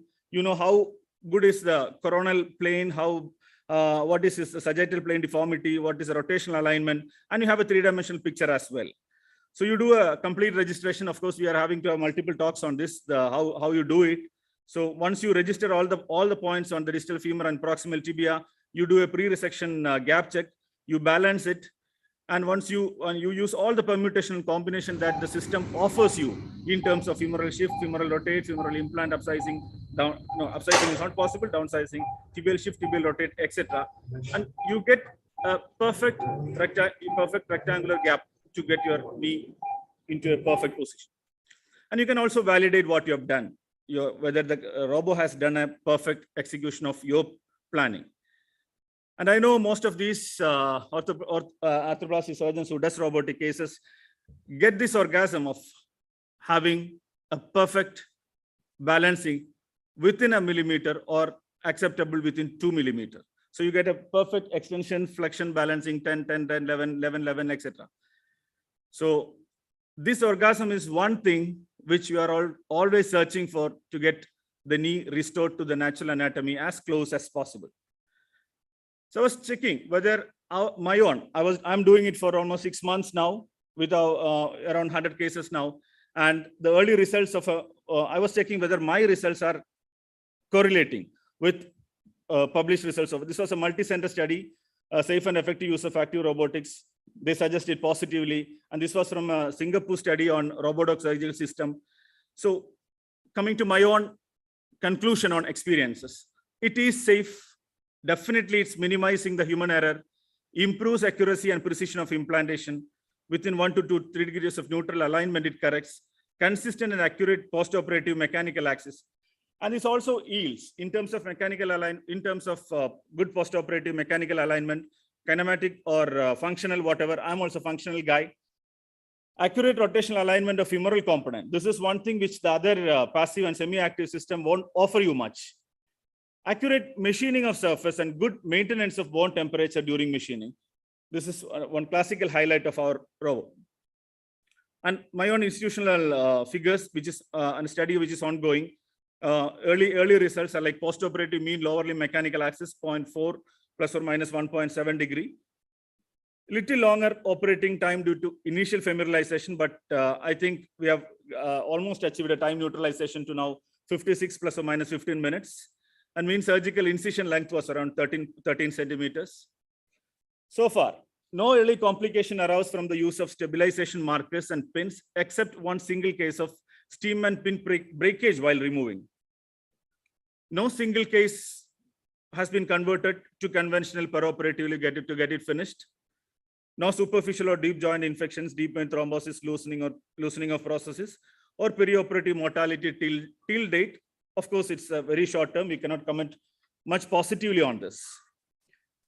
On QBIS, multiple verification points required to confirm exact spatial orientation of the bone in relation to the robo.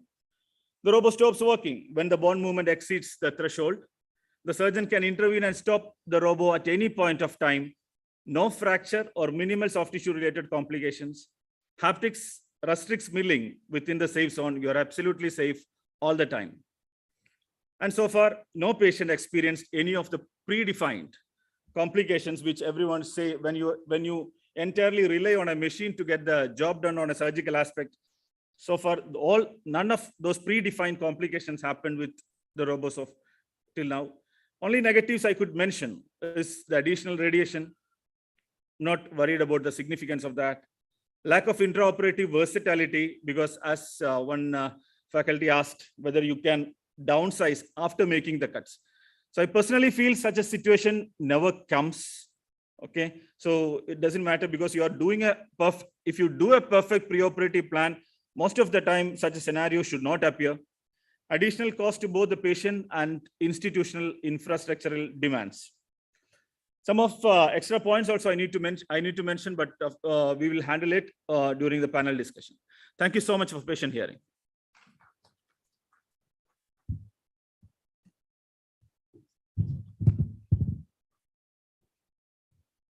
Thank you, Dr. Hassel.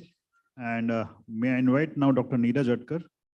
I think he has one of the greatest experience of using QVIS robot in the country.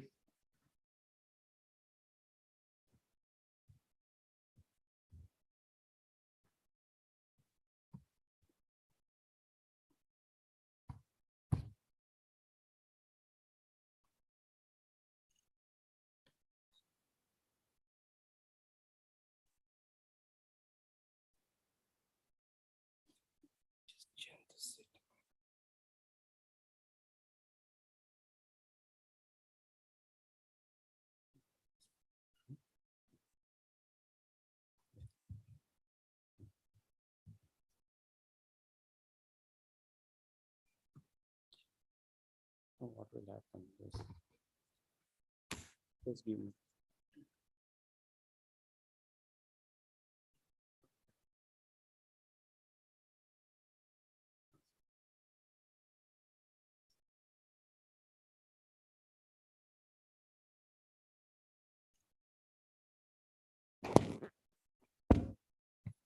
Good morning, everyone. Thanks, Meryl, for this opportunity. So, excellent talks by previous speakers regarding active robotics and advantages and disadvantages. But whenever we start talking about robotics, first question is whether we can use robotics in such deformities. Is it possible, or is it just for mild to moderate deformities? Yes, it is possible. And we can achieve good results. But as highlighted by previous speakers, preoperative planning is extremely important. And we need to spend time on pre-op CT scan, marking all these images. So right from center of the femoral head, center of the condyle, epicondyles, center of the ankle, all these things, we need to go through the implant placement. So all this thing, once you are experienced with this, you just need around 20 minutes extra a day prior to surgery, and you're sure what you are looking at, what is the deformity. Couple of patients I could find, severe cyst, a big cyst in the on the tibia, which was not seen on the routine X-ray, and so such things help. And when planning is over, you get this final saved image here. So here in this particular patient, I have planned 8.9 resection on the distal. Can I have a pointer, please? 8.9 on the distal medial side, 9.1 on the distal lateral side. And the size C femur, as you can see, is a posterior stabilized implant. Posterolateral resection, size C's requirement is around 8.2. So we have planned it around 8 millimeter posterolateral resection, around 2 millimeter difference between posterolateral and posteromedial resection. So this planning helps us to save intraoperative time. So when we do this planning, intraoperative changes or modification, we actually can be minimized. So we will go through now cases. 74 years old gentleman, hypertensive, IHD, bilateral knee pain since 8 years. Was operated for fracture left tibia 14 years ago, and this is how he presented to us: interlock nail in place and severe deformity. We went ahead with same sitting bilateral TKR implant removal in one go, and so these are his post-op X-rays. And you can see complete correction of the deformity. We can see he's a farmer agriculturist from interior part of Maharashtra, and this was his pre-operative gait, and this is his post-operative gait, complete correction, and leading a normal life now. Another patient, 72 years old gentleman, pain in both knees since 8 years, no other significant history. And this is the presenting X-ray, severe deformity of both the knees, varus, and complete correction of the deformity. Offset stem would have been ideal, but did not have that on table on that day, I must accept. And this is his pre-op gait. This is second day after the surgery, complete correction of the deformity. I ended with 9 millimeter poly on both the sides in this case, 9 mm poly. So as an arthroplasty surgeon, it is an achievement to balance the knee with 9 mm poly in such case. And this is around 4 weeks post surgery. So complete correction of the deformity is possible, and minimal soft tissue releases. I actually on posteromedial side, I required soft tissue release in this particular case, but I could finish or end with 9 mm poly. 65 years old gentleman, bilateral knee pain since 7 years. And this is his X-ray. Right side was really bad, and left side was manageable varus. And this posteromedial defect. Lateral side, you can lateral view you can appreciate. So offset stem was used, and impaction bone grafting and complete correction of the deformity. This is how he used to walk before surgery. I mean, I'm sure. I mean that varus is not clearly. Actually, it is visible through his. Even though the knee is not clearly visible.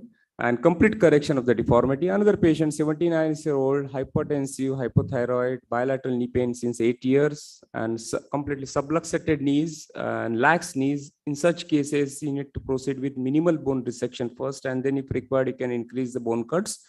And complete correction of the deformity. Another patient, she was operated for proximal tibia fracture 5 years ago. And since then, she had this pain, diabetic. There were no signs of infection, ESR, CRP normal. And this is how she presented to us. So implant removal was done.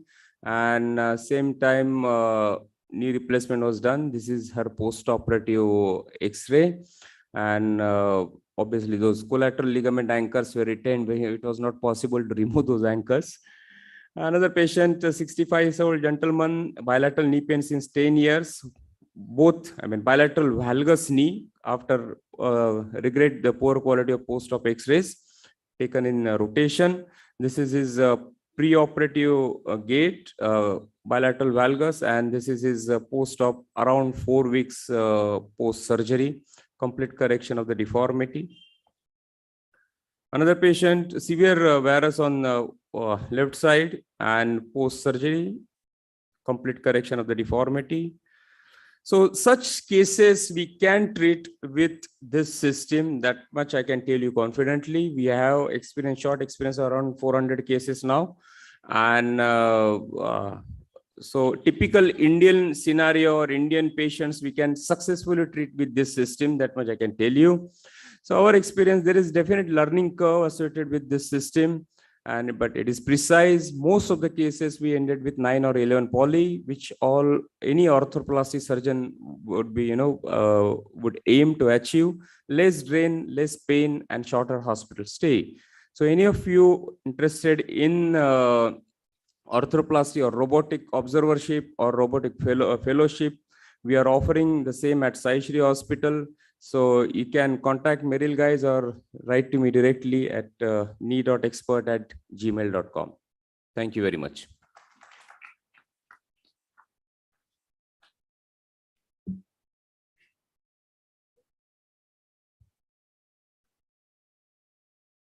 Is Dr. Chandrasekhar here or is he washed up?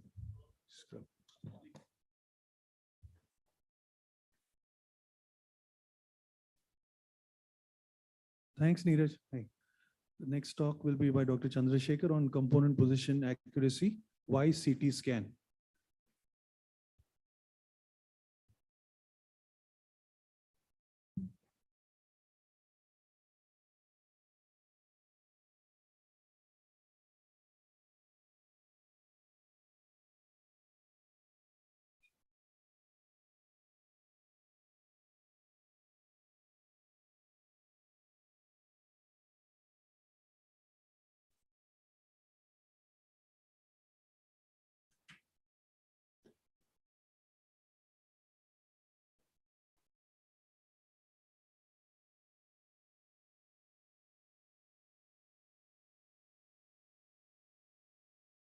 This is just to inform you that Dr. Chandrasekhar is traveling. So this is a recorded talk. You can always ask questions afterwards when he comes. Thank you, Meryl, to have me on this section. So I'll be talking on why CT scans are important in robotics arthroplasty. So goals of successful total knee arthroplasty is creating symmetrical balance, flexion, and extension gap, precise soft tissue balancing combined with accurate bony resection.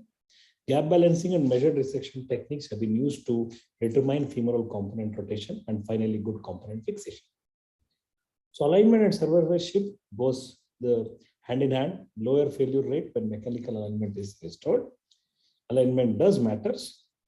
And there are 3 ways of seeing the alignment. One is the coronal, rotational, and sagittal alignment. Coronal plane alignment, all the navigation systems have been developed in an effort to align implants more accurately than is possible with the use of traditional mechanical guides. Surgeons using these systems have reported more accurate alignment of implants in the coronal or the frontal plane. Why rotational alignment is important? 3 ways to look into the rotational alignment. One is transepicondylar, posterocondylar, and wide side slide. So these are the literature which supports the rotational alignment. When transepicondylar axis is used, the results have been better. But the problem with transepicondylar axis is it's very difficult to mark it intraoperatively. It's very difficult to mark the medial epicondyle or the sulcus and also the lateral epicondyle. So these are the studies which says that it's difficult to identify the epicondyles intraoperatively. Further, these are the studies which support that marking is difficult. When they have asked surgeons to mark the epicondyles and they have done post-operative CT scans on the marked epicondyles, they have found that there is a lot of variations. AP axis, it's not so reliable as transepicondylar axis, especially in cases with trochlear dysplasia and isolated medial compartment OA. And posterior condylar axis, which is commonly used, not all the time 3 to 4 degrees is accurate. There are definite outliners. So these are the studies which proves that posterior condylar axis, though it's commonly used, not always accurate. Then we all boil down to one, which is the right rotational alignment. Is it, if it is surgical transepicondylar axis, but the problem is surgical transepicondylar axis is good for the rotational alignment, but the problem is marking it. So just coming to why the CT helps in marking these epicondyles, because you have the CT scan, which you do the pre-plan, and then what you mark on the patient's anatomy and what you have marked in the pre-plan gets compared. This is where the CT-based robotic arthroplasty scores in terms of rotational alignment. This is one of the major uses I find in CT-based or image-based robots. So coming to the evaluation of navigation to robots, first, we all know that the robotics, the navigation started with image-based, but at the time, 20 years back, there was CT scans were not so clear, it was difficult to see and difficult to have good pictures. The segmentations were difficult. Then it led to imageless navigation, the success of which led to imageless robotic. Robotic is an extension of the navigation principles. But due to the present CT scan clarity, the pictures and segmentations, better segmentation, now there is a lot of interest in the image-based robotic total knee arthroplasty. So these challenges led to the image-based system. So coming to the image versus imageless robotic system, the image robotics, the pros or the advantages are accurate definition of the geometric axis and planes. There is preoperative planning, there is boundary control. The people who oppose the image robotics because it's the cost and also the exposure to the radiation exposure. But the amount of help the CT scan gives you in the pre-plan and also in the implant position, both in the coronal, sagittal, and also in the rotational alignment is very, very useful. Imageless robotics, the pros are there is no need for CT or MRI. Logistically, it's easier. But the disadvantages are in an imageless robot, when we do the surface mapping of the femur or the tibia, it's very difficult to mark the posterior half of the tibia.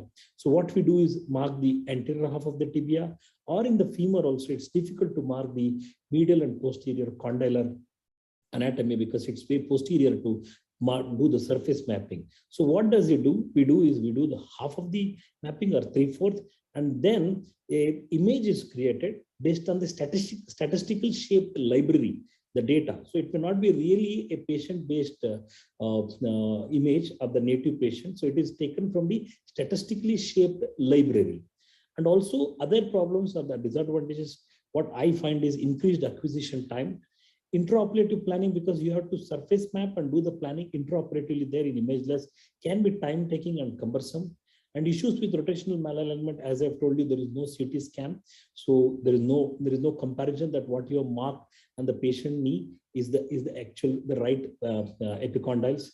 And tibial rotation and slope is much better appreciated in the CT scan because in the sagittal views, you can appreciate the slope better.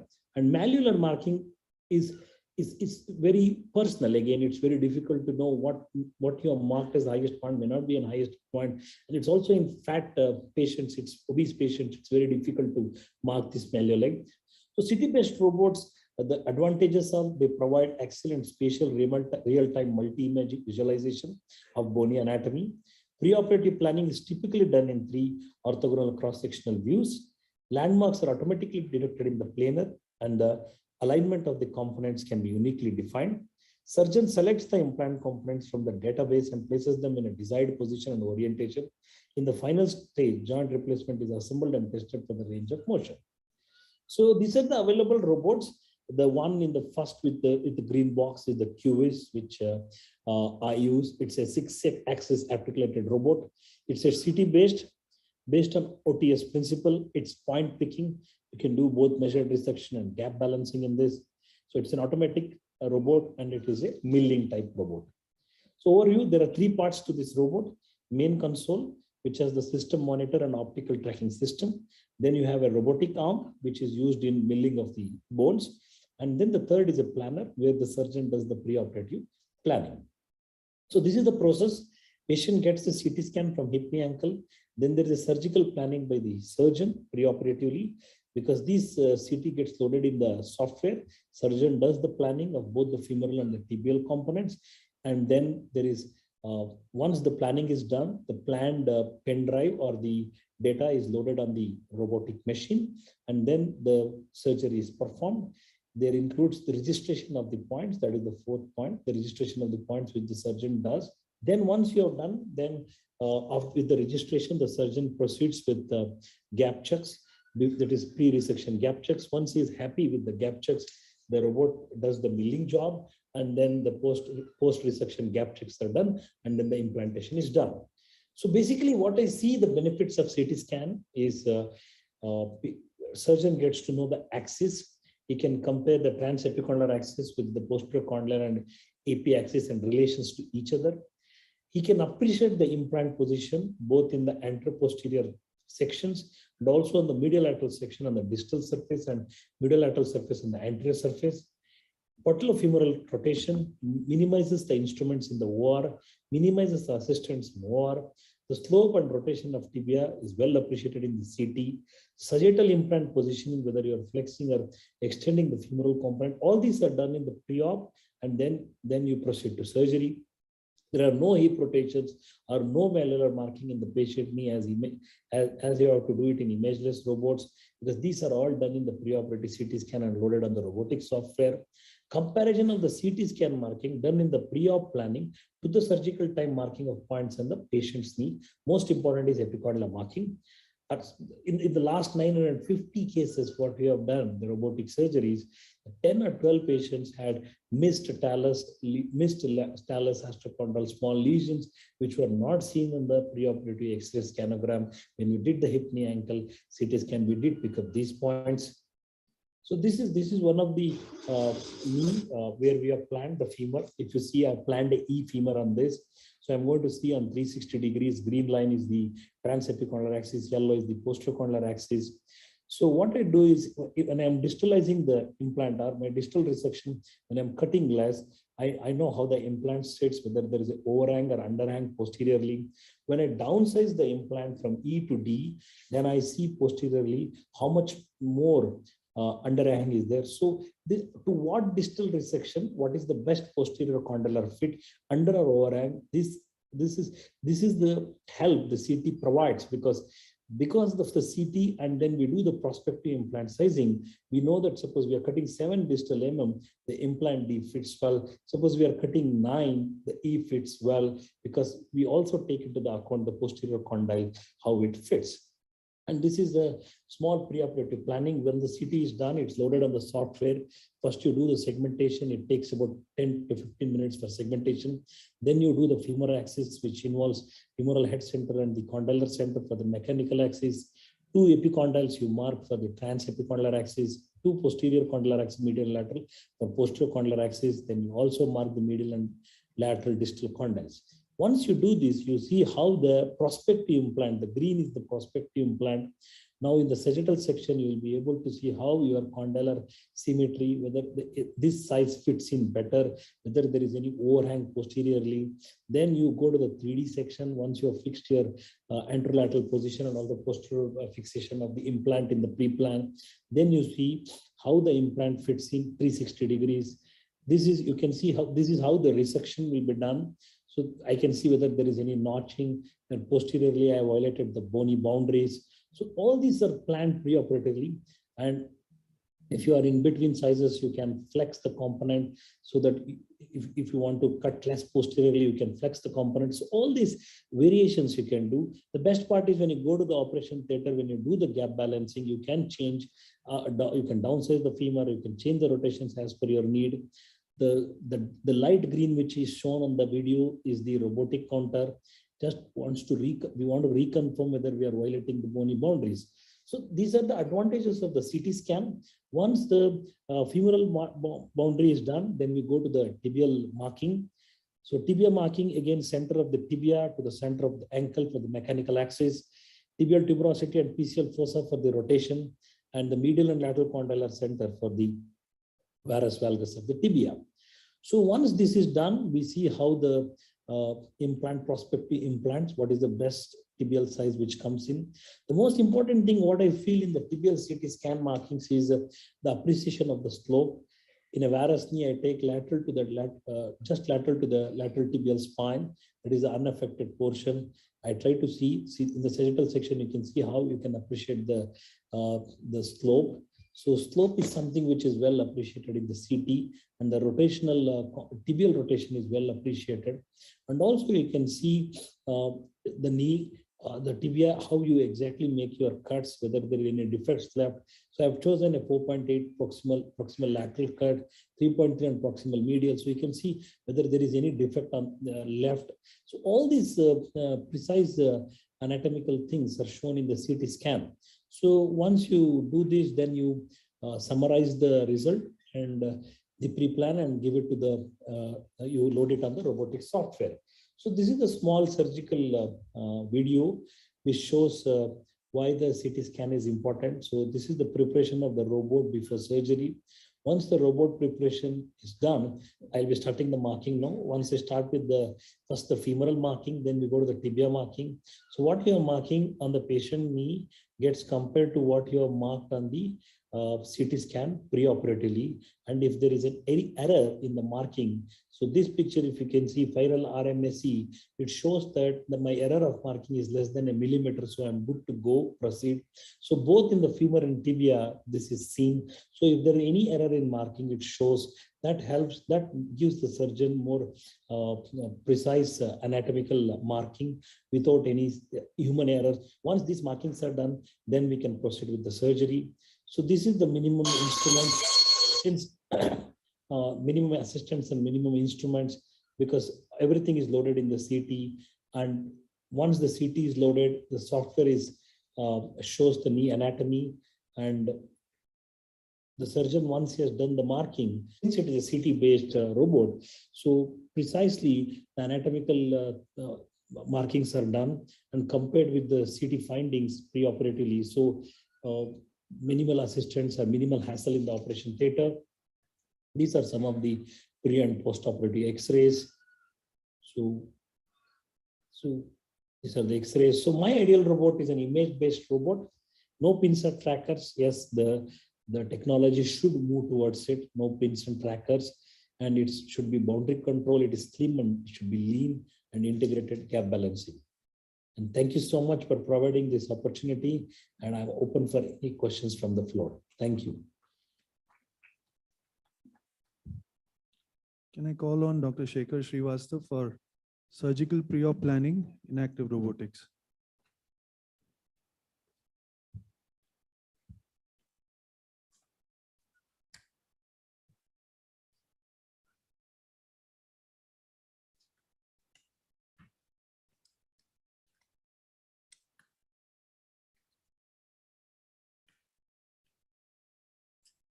Good afternoon, everyone.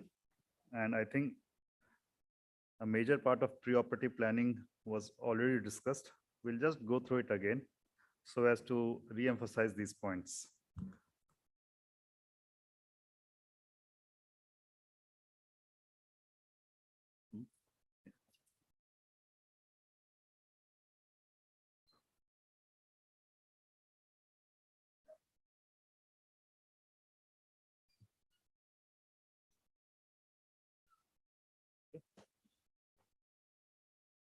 So most of us who are in our 40s and 50s have seen great changes happening in our lives. Okay. This lady sitting here at the Troncal Center would have never imagined in her lifetime that people will be moving and they will be communicating with anyone in the world. Similar changes have happened in the field of orthopedics, medical field also. That was how arthroscopy was done around 30 years back.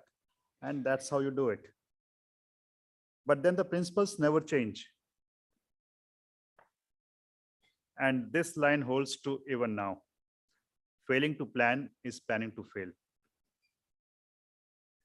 Now, we all know the finer points, what is necessary for a successful TK. Okay. So to get good functional result and longevity, you need correct implant positioning, correct limb alignment, and proper soft tissue balancing. We have been discussing it throughout the morning session. Now, it can be through mechanical alignment, it can be through kinematic alignment, gap balancing, anything, whatever you believe in. But the implant position should be good, and there should be proper soft tissue balancing. And that's where planning is very important. So to have your desired clinical outcome and radiographic results, to have correct implant selection with proper size, and to predict the need of any inventory like extension stamps, wedges, screws. Everyone may not be having all inventories in their OT. So you have to plan properly so that you are well prepared. We have also seen why the alignment is essential and how malalignment can lead to failure. Okay, all of these things we have discussed. So in conventional TKR, the planning is usually done on X-rays, where the templating can be done, but the size again is not so accurate. You cannot plan about the rotation of the implants. And secondly, it is not dynamic. That means you cannot detect whether how are you going to balance the ligaments. So it has got many limitations. The intramedullary femoral and extramedullary tibial guides are generally used to achieve coronal component alignment. And the surgeon may still not be able to achieve the bone resection necessary for an optimal alignment because the jigs and guides have limitations.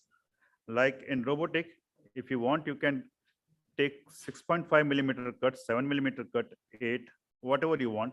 But with manual jigs, there are limitations. The bone resection using the bone saw may also be not accurate. And then there is no provision to assess the soft tissue balancing.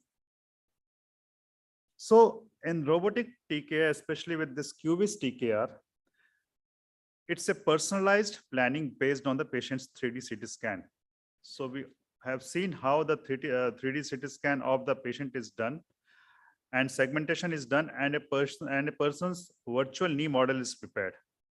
So basically, when you are doing a preoperative planning in a robotic TK, you are actually doing a surgery, a virtual surgery on the 3D model of the patient. And then you pass on that information to the robotic arm, which then executes that plan perfectly. So it helps in accurate prediction of the implant size. Now, there comes your judgment. So I won't say that you are going to believe it completely. It's basically a surgeon's experience and judgment and the accuracy of the robo. So in between sizes, if you are in between sizes, it's always better to plan a size bigger because you can downsize it, you cannot upsize it. Okay, so your judgment has to be there. But then the accuracy of robo is going to help you. So there is sub-millimeter precision of the bone dissection. And then there is real-time flexion and extension gap measurement, which is, I think, a very, very positive thing. You also have the flexibility to tweak the plan intraoperatively to achieve the balance. Okay. Now, why do we need to tweak the plan? Because though you can plan it perfectly, but you don't have individual implant for every patient. Okay. So the implants, they come in constant sizes. So accordingly, you have to tweak your plan a bit, so that you get a perfect post-operative limb alignment. So the robotic artificial intelligence, it simulates the surgery before the surgery on a virtual 3D model of the knee. And then the robotic arm executes it with utmost precision. So you have a perfect planning and then a perfect execution. Now, these are the various steps of planning. Just Dr. Chandrasekhar, he discussed in detail how you do it. So a CT scan is done and the segmentation is done. Then you have to mark the center of femoral head. You have to mark the center of the condyles. These are the various steps which I think we'll be discussing in the live surgery also. So basically what you see on the, you have to mark the points properly, because as was discussed by Dr. Londe, that if you, the garbage in and garbage out. So accordingly, if you don't plan properly and if you don't map it properly on the robo, you're not going to get anything positive out of it. Now, then you get this model on the screen. Now you can play with this model to balance it properly. You can distalize it, you can go proximal, you can go posterior. You can see that there is no notching. If you see that your posterior gap is too much, you can upsize it, or you can give a bit of flexion to the implant so that the posterior gap decreases and still there is no notching. So there are various things which you can do with robo, which you normally can't do in a manual conventional surgery. You can also see the patellar tracking, and you can place the implant laterally or medially according to that. Then you have to make some initial registration points, which is again mapping on the patient's bone.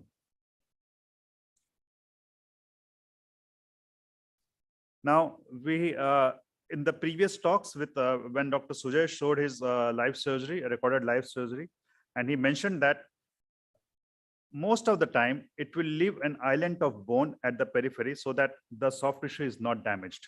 So it is quite safe in that respect.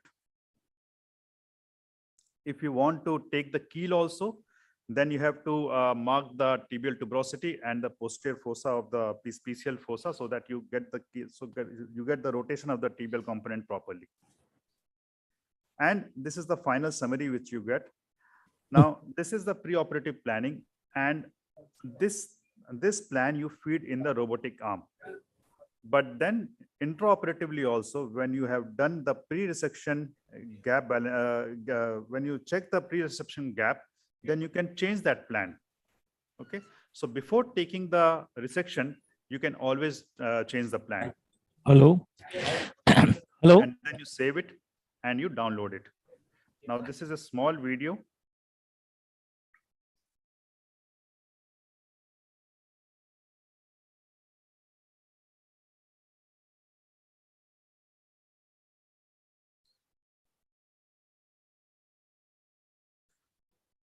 So after the CT scan, the AI, it automatically does the segmentation and it gives you the alignment of the limb. You have to then make you have to mark all these points yourself. Okay. Now, based on that, the AI will give you a model. You have to then change the plan according to your philosophy, whether you want to keep it in varus or you want to do a perfect mechanical alignment. You can size the implant properly. You can place the implant properly. So basically, pre-op planning in QVIS TK is actually performing a live surgery before the real surgery. Sorry, a virtual surgery before the real surgery. So you know which type of implant or which size of implant we are using, where you're going to place the implant, in what rotation you're going to place the implant, so that you get proper balance. You saw Dr. Neeraj showing all those deformed cases, and he could manage all those cases with just 9 or 11 millimeter spacer. That's the beauty of this robo. I'm sure most of you can manage these cases, these deformed cases, even without robo. But managing them with only 9 mm and 11 mm spacer, that's the beauty of robo. This is the dream project of Dr. Shekhar Agarwal. Now, he spent last 7 to 8 years of his life to see that this hospital, it comes up and starts. And I'm glad to announce that we started this hospital a week back. Thank you. I thank you for your attention. Thanks, Shekhar. Since we are ready with the active surgery, with the live robotic surgery, can I call the surgery moderators, Dr. Neeraj Adkar and Dr. Shailendra Patil, to chair this session? We can have the panel discussion after the surgery.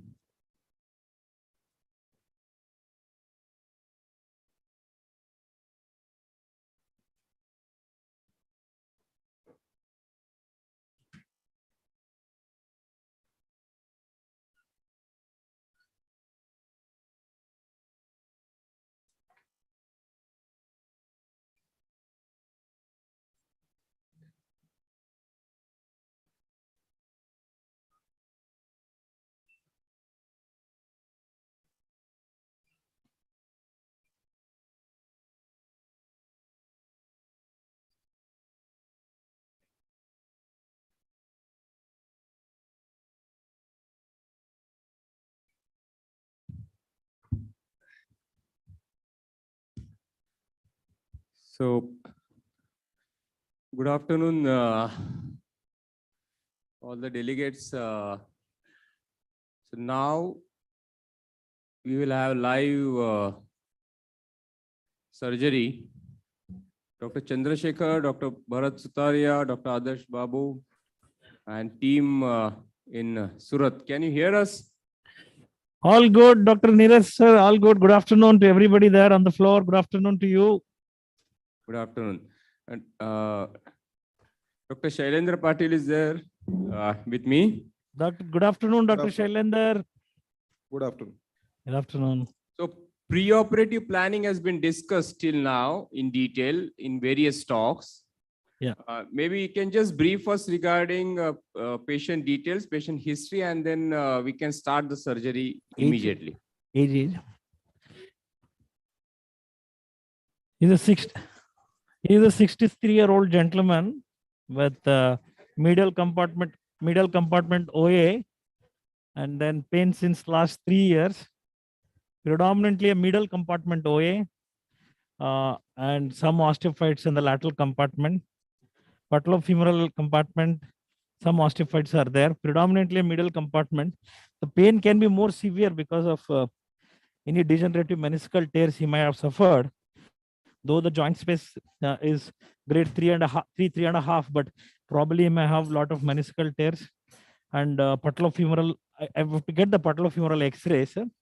So patellofemoral X-rays are there. Okay, patellofemoral arthritis is also there. Since we have opened the joint, we also know that there is a significant patellofemoral arthritis and medial compartment wear and tear is there. So we will start off with the surgery now. The camera is on. You are coming in the middle, I think. Please go that side. One more gloves, please. Yes, sir. Femur. Looks this side.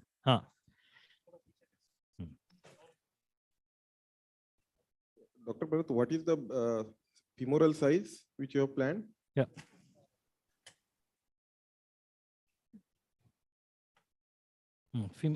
Yeah, perfect. No. Oh.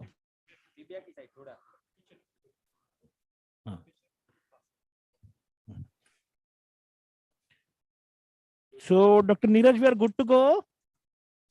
Yes. Can we have other camera picture, please, from the foot end? You want one on the screen? Yes.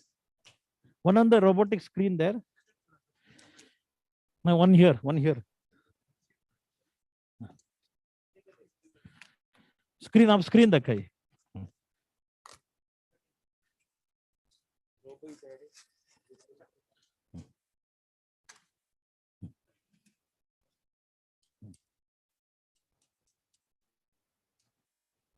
Well,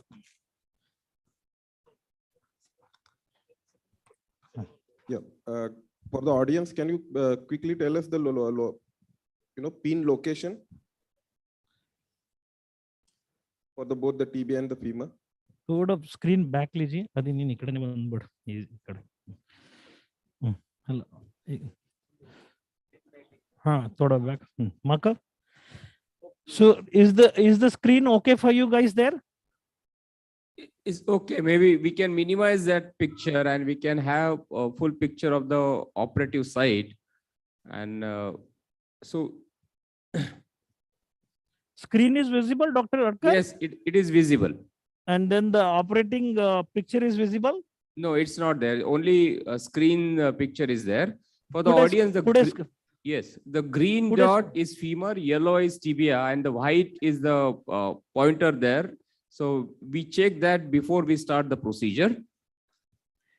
Can we have operative? Yeah, that window we can enlarge, and screen picture we can minimize that. Yes, and this is better. Better sell a shot now? Yes, please. Good afternoon, guys. Good afternoon. And then thank you so much, Meryl and Dr. Bharat, to have me here to operate. And then I am operating with Dr. Bharat and Dr. Adarsh and our anesthesia team. So the joint is already open. It's a midline incision parapatellar arthrotomy. And then we have put the femoral trackers and the tibial trackers. Just like any other system, navigation system or any image or image-based system, imageless system, these are the two trackers, femoral trackers, tibial tracker. Now this is the robot we are operating, this is the robot we are operating the right knee. The robot comes on the right side. The navigation camera or the OTS on to capture that camera is on the left side. If you are doing the left knee, it is a left side robot, and the opposite side is the navigation camera. So let's start with the femoral marking now. So if you see the femur tracker is illuminated on the screen, tibial tracker is illuminated on the screen, that means we are good to go. They're all catching each other. Let's go ahead and mark the femur now. Start the femur points. Yes. Can we have a small window of screen, please? On. Yes, better. that's good. Either- That's better. yeah. Yes, yes, go ahead. Then the lateral epicondyle, yes. Yes. Oh, no. No, come back. Yes. Yes. Anteromedial, yes. Anterolateral, yes. Posteromedial and posterolateral. So what I do is I check how my points are, and then if it is not in the same coronal plane, I can change it. Otherwise, if it's in the same plane, I can leave it. So I'm good to go. So let me go with the more distal markings now. These are the initial registration points. Go ahead with the distal. Yeah. Now I'm doing the distal medial. Yes. Yes. Yes. Yes. Yes. Now I do the trochlea marking. Yes. Yes. Yes. Yes. Yes. Yes. Now I do the distal lateral. Yes. Yes. Yes. Yes. Yes. So what I have done is distal medial, distal lateral, trochlea. Now I am going for the intracondylar marking. Yes. Yes. Yes. Yes. Yes. So wherever there is a cartilage, I am piercing the cartilage. Wherever there is a bare bone, I am touching the bone, because CT takes the bone, not the cartilage. Yes. Yes. Yes. Yes. Yes. Now the medial side, yes. Yes. Yes. Yes. Yes. Now the anterior surface, yes. Yes. Can we just maximize the screen picture? Please maximize that picture. Yes. Yes. Yes. Yes. Yes. Yes. Yes. So finally, we see what is the RMSE. Is if you can zoom that screen, please. Can you see, Yes, Dr. that's great. Neeraj, sir? So that final RMSE is 0.37. Anything less than 0.5 is good. Less than 1 also you can take. 0.5 is excellent. Let's validate the points now. Yes, go ahead, RMSE validate. is Yes, root please. mean square error. Yes, please. Yes, please. Yeah, this verification results good. Now we go for the tibia. All good there, no problem. I can go with the tibia. Yes, please. Yeah. Yes, please. Yes, please. Yes, please. Yes, please. Yes, please. Yes, please. So let's see the markings. I only see about these 2 points, medial and lateral, because they should be in the coronal plane. That decides our varus valgus. This is the beauty of CT scan, where you can check your points, what you have marked on the CT to what you have marked here. So this information is good in the image-based robots. Now go ahead with the tibial marking, please. Yes. Yes. Yes. Yes. Yes. Now medial tibia is over. Now interspinal area. Yes. Yes. Yes. Yes. Yes. Now I mark the lateral tibia. Never overshoot the bony boundary. Be within the bony boundary. Yes. Never mark the osteophytes. Yes. Yes. Yes. Wherever a cartilage, pierce it. Yes. Yes. Then medial side of the knee. Yes. Yes. Yes. Yes. Yes. Yes. Now the tuberosity. Yes. Yes. Yes. Yes. Yes. Yes. Yes. Now come again, please. Retry. Yes. Yes. Hello. Yes. Now Sir, tuberosity is over, medial side is over, medial tibia, lateral tibia, tuberosity, medial side. Now I do the anterior surface of the Dr. tibia. Yes. Chandrasekhar, there is a question for you. Yes. Yeah. we want to Yes. see the patient, the markers being positioned on the patient also, not just Yes. this one. Yes. Can we have your patient, I mean, operative site picture? Picture in picture will be better. Why you are not You know, doing you picture can in keep picture? the computer screen on larger picture Oh. and the Hello. operating site in a small window. इसको बड़ा रखो, इसको छोटा रखो. Cutting के time पे ये बड़ा रखो, वो छोटा रखो. I am okay now. I can hold on, no problem, no hurry. Yes, Yes. proceed. Please We go can ahead. see it now. Yes. Yes. Yes. Yes. Yes. Now my tibia is done. Let me see how good I have marked it. Less than 0.53, I am okay to take. You are able to see, Dr. Neeraj, sir? Yes. Yeah, Can the you screen. show us the RMSE that Yeah. it's not visible for the Show audience? this bigger, Kanom. थोड़ा सा नीचे करने के लिए बोलो Adjust this camera. camera. थोड़ा camera नीचे करो. Yes, it is 0.53. Yeah. So that's good. Yes. Yes. Yes, please. Yes, please. Okay. Next. So, bro, nibbler, please.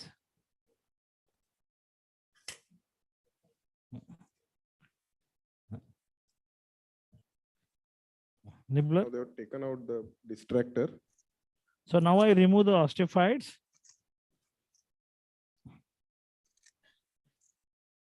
Collect करो.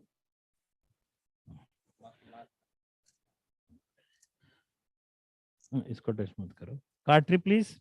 I'll remove little bit meniscus in the anterior portion. Then I go for the gap check, forceps.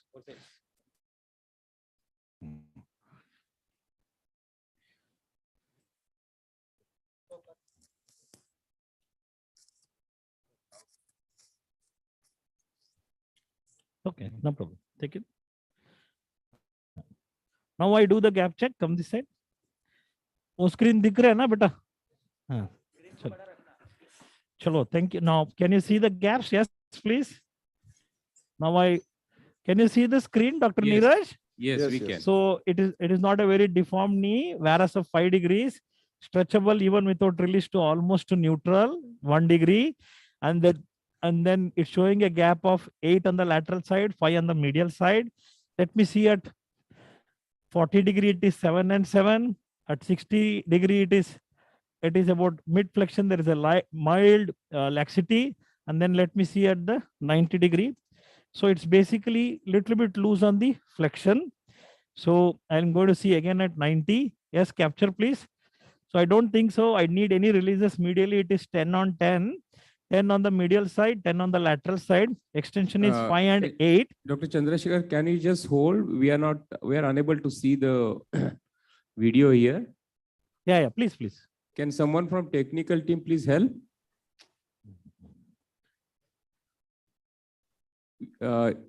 We can hear you, but we can't see. Yeah. Well, wait, sir. No problem. Any questions so far for this? Yes. We are back. Yes, we can see that now. Now you can see, sir, both? Yes, we can. But iske samne mat aana.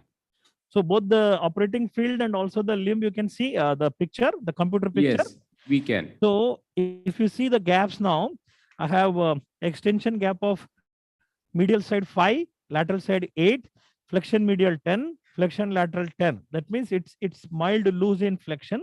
In extension, it is little bit tight. So I have two options. Either I can increase my flexion to the component by another 1 degree and then go posterior a little bit, 1 mm, and then increase the distal cut by 1 mm. That should solve my problem. So 8 and 10 is, as we know that we have to add 9 millimeter to this. So basically, where the artery is, no? So this is 8 on the lateral side extension, flexion lateral is 10, 5 and 10 now. So the flexion is little bit loose than extension. Flexion gaps are already there. Extension is, it's a 3-degree neutral, 3 degree to 2 degree neutral knee. I have to balance this number. There are two ways of doing. Either you can do the distal femur, proximal tibia, remove the osteophytes, make conservative releases, not only exposure release. If you feel, then you can go for further release, or you can avoid releases also. In that case, you can have two pathways: distal femur, proximal tibia, then balance the extension to flexion. Option 1. Option 2, if you want to cut distal, if you want to cut posterior femur and then cut tibia, want to balance from flexion to extension, that you want to do, you do it. The third option is, if you want to do all femur and tibia, this is my technique we've been following regularly. This technique is called as pre-release, pre-osteophyte removal balancing technique, which we have done about 500 cases now. 99% of the time, we are statistically, we have got it right most of the times. So my technique is, I try to balance my lateral numbers. It's a neutral knee, only 2 to 3 degrees flexion deformity. So I balance my lateral numbers. I make it either 10, 10 or 9, 9 on these sides. Medial flexion, I don't have to worry. Medial extension, once I remove the extra bone on the posteromedial side, if required, I'll do the releases as and go. So am I clear now? Yes. Am I clear? So I will try to increase my distal cut by 1 millimeter, flex the component. Let me see the computer screen. If I can go 1 mm down, that will balance all my things. Okay. Just show me the computer, please. Flexion 1 mm. Go to the flexion screen. So this is the one more artery. Sorry, I kept it there. Sorry. Yeah. So this is the beauty of this flexibility. If you see in the screen, if you want to do internal, external, you can do it here. This is if these numbers are different, that in the flexion, you can play with this. Can we just stop the operative field window right now and just focus on the computer screen? इसको बंद करो, सिर्फ computer लगाओ. Yeah. Where is the computer? The computer किधर है? Yes. Okay, you can explain it again, I think. Laptop. So is it okay, Dr. Neeraj, now? Yes. So this is the interactive femur. You can either rotate the femur internally or externally. You can flex or extend. And what Dr. Hasil was telling, or Dr. Akhil was telling, that he wants to do adjusted mechanical or alignment. Then if you want to do glass release, you can keep your distal cut in varus. Once you keep the distal cut in varus, you will open up the medial space. The releases will be less, and you can keep even the tibia into varus. That will give you further more. But since the medial flexion is already balanced, if you give varus, it might increase. To compensate, you can always internally rotate. So ultimately, you decide how you are comfortable with. You are comfortable with a mechanical axis 90 degree. You are comfortable with an adjusted mechanical axis. You want to do kinematic. That's up to you. I'm more happy to do with balancing the numbers on the lateral side, and not to keep the tibia and varus, but there is no harm in keeping couple of degrees tibia varus. This definitely reduces our releases. But since this is a very simple knee, we will go ahead with the conventional technique. Okay. So now can you give flexion 1 more degree? Yeah. Okay. Did you give flexion 1 degree? Okay. Finish now. No, we give. Yes, finish. Now you go for femoral rotate. Finish. Femoral shift.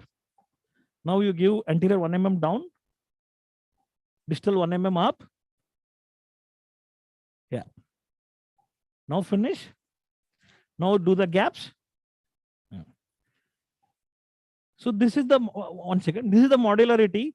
I have increased the distal mm by 1, anterior 1 mm by 1, but just it shouldn't notch. I have kept a flexion of 1 degree. I had already kept 1 degree flexion in my pre-plan. I have kept 1 more degree. 2 degrees is fine. So even if there is a 1/4 millimeter notching, nothing will happen. So now show me the gap now. Yeah, check. Okay, show in extension now.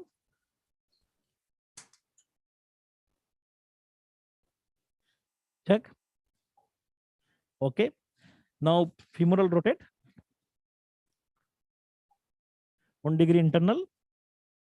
Bend the knee. Technical team, can we have just slightly sharper image there on the screen? Yeah. Check now. Check.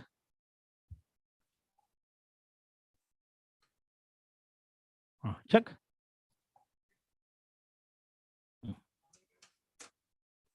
Check. 1 second, come. 1 second. Check now. So one point to be noted here that while doing CT planning, you should know where you are resecting on the anterior surface, anterior femur. Then only you can confidently posteriorize the femur. You know that you are not going to notch. And one important point Dr. Chandrasekhar mentioned here, that slight tightness on the medial side in extension is acceptable. Usually it opens out after taking out the osteophytes, and some releases if required can be done in extension in tightness. So And can you see now what I've, okay, sorry, go ahead. Yes. So now I have done distal 1 mm up, anterior 1 mm up, I've internally rotated 1 degree, and I have flexed the component for 1 more degree. I feel 7.1 is too much for comfort. I will make it 5.1 tibial shift. Yeah. 2 up. Yeah.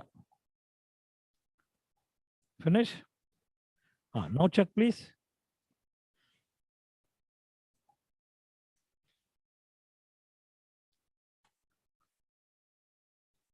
Check. Okay, 1 more internal. Okay, that's fine, no problem. Check, please.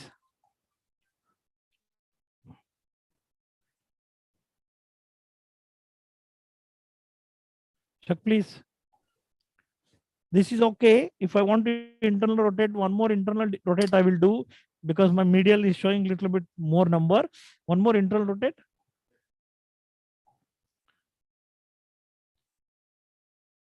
Yeah, thank you. Check now. So can you see the screen now? Check. Yes. Can you see the screen now? So I've taken 7 and the lateral. Medial flexion is 7 and medial extension is 5. But that's okay with me. Some bone releases, I think bone removal we should be able to take care. So I am targeting 9 plus 7 is equal to 16, couple of millimeter for the cartilage, 18 and half a millimeter for the burr, 19. It's a little bit lax knee, very lax knee. If you can see the screen, can you see the tibial movement on the screen? Yes. Can you see? Yeah. So it's a very lax knee. So my laxity definition is if the tibia can subluxate almost to the brim of where the chamfer, posterior chamfer is done, I consider a sufficiently lax knee. So I'm targeting less numbers, but I may end up putting 11 mm plastic. So I'm okay now. I'll go to the next picture. I'm okay now. You guys are okay? Can I go next picture? Yes. Yes. Yeah, next please. So now this screen, but a second. This screen we have 2 options. One is a full surface and an extension surface. Full surface means distal complete the femur, tibia, robot goes to the side, you use your tensioner, check, do a trial, then check, Can then we see the switch numbers. to operative side camera, please? Picture in picture. उसको देखिए, उसको दिखाइए gap check or resection. दिखाया?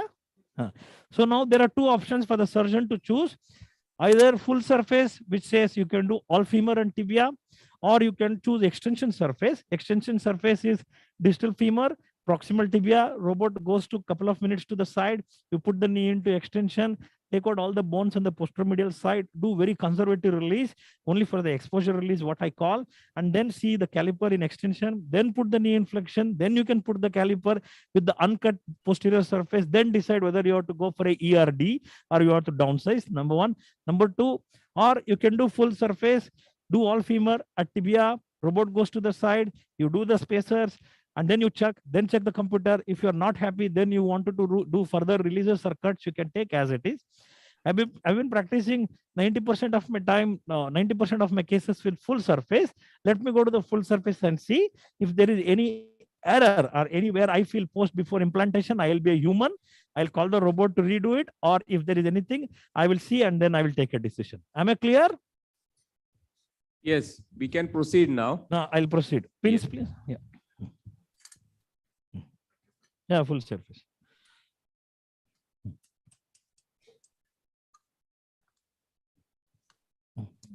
Just for knowledge for the No, audience. this Dr. pic- Chandrasekhar is from Bangalore and is one of the, rather he's a pioneer for the QVIS, first user of the QVIS, and he has done 1,000+ surgeries till date.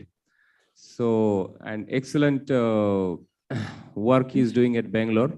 Currently, he's operating from Surat. Yeah. डाल के देना ये pins. Dr. Chandrasekhar need to have, your clones in place very soon.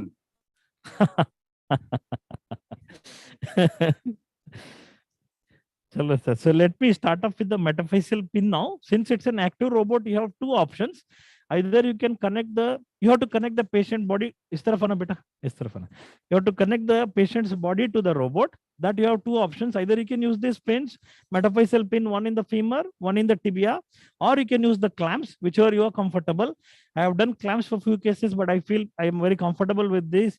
I never had any fractures or any issue. It is a metaphyseal 4.5 mm unicortical place. Not even you cross the opposite cortex. So should be safe. It's as good as putting a small cancellous screw in the distal femur or proximal tibia.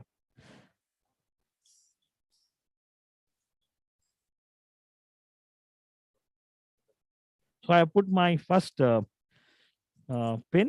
Now I go ahead and put the second pin. I put one hand on the tuberosity, one hand on the fibular head, go to the center and make an incision and take a artery, just swipe the tibia, see for the anterior border, see for the posterior border, and go in the center because this is a triangular bone. So one hand here, and so just go slow because you're a triangular bone. You might hit the opposite cortex early. That's why I'll putting the tibial pin. Just go slow, and then once you feel the resistance, you can drop the hand down. That's where you are touching the cortex. So now these two pins are put. A small question here, Dr. Chandrasekhar. Yes. Actually, initial cases I practice this, but off late, I mean, last many cases through same operative incision, if we just raise the flap, we can put this pin to avoid extra incision. Your take on this?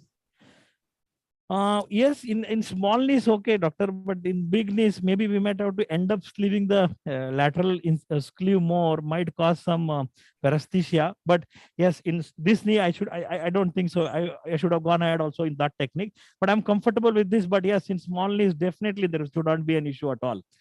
We can avoid one incision for sure. So because that will be more cosmetically better. Come close. Yeah. Now we are aligning the. Can we have that screen picture, please? Computer, yes. Sir, thoda jagah de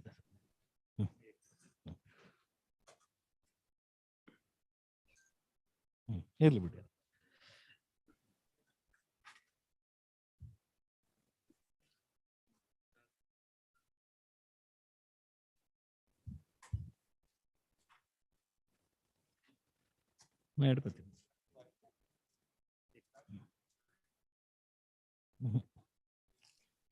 ರಾಜನ ಆಗ್ತಾನೆ ಬಾ ಅಲ್ಲಿ ಅದೇ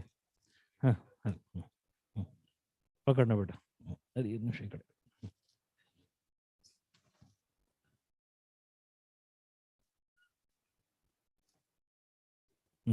very good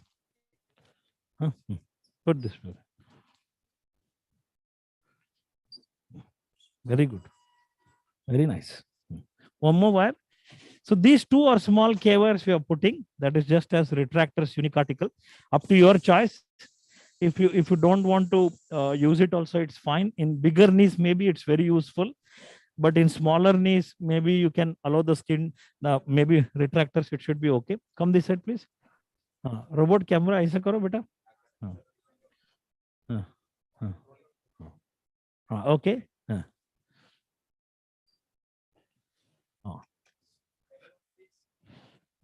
एक second sir robot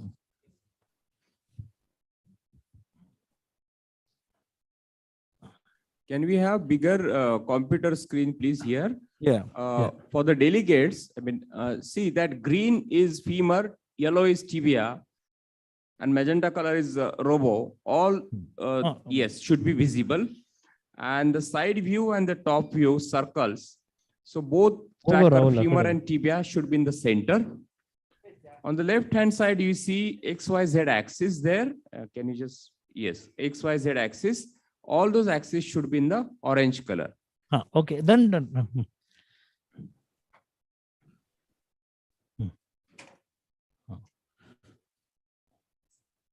This is a technician's job. The one Yeah. who handles the robots, takes care of. Then do this little bit this side. Tibia side, little bit. As a surgeon, you should know how to handle and how to do that. Sometimes technician goes on vacation. No. And This then side. Position you should junior get is there, well. and then you need to You have call to come Anmol back from and the turn this OT. side. It should. So Yeah, go ahead now. Go ahead. Come first. Come first. Chalo, now done back. Okay. एक minute. कर लो. Sorry for a couple of minutes. We'll just get adjusted with the robotic position. Actually, this is most important, and this is a very important step because you need to position robo in such a way that obviously once you position, you accept we turn that base support on. Then after that, you cannot move the robo. So you spend a couple of minutes here, make sure that robo is positioned properly. So that during the when bone cuts are going on, you don't need to take it off, and then actually that takes more time. Robot. So what he is doing is absolutely correct thing, and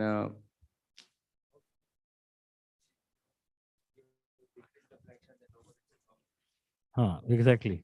थोड़ा इस तरफ ले लो.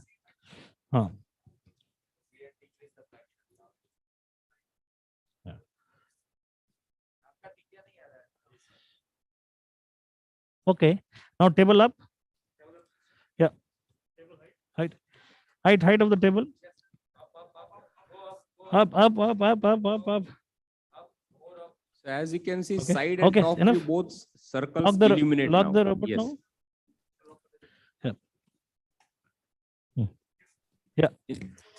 Yeah. In simple word, this means that the cutting miller will reach both femur and tibia comfortably. This screen bada hai? Yes, we can see the complete computer screen now. Yeah, so all are illuminated: femur, tibia, bone positioning down, meruline is illuminated, side view, top view, femur, tibia, robot. So they all know in the spatial configuration where they are. Okay. Yes. Now I will. This is sorry the time to where, interrupt. Can you show the video of how base support is done? And he's already did it base support. और एक बार कर Yes. सकते हैं base support? Can we have camera on the robo, please? इधर दिखा दो.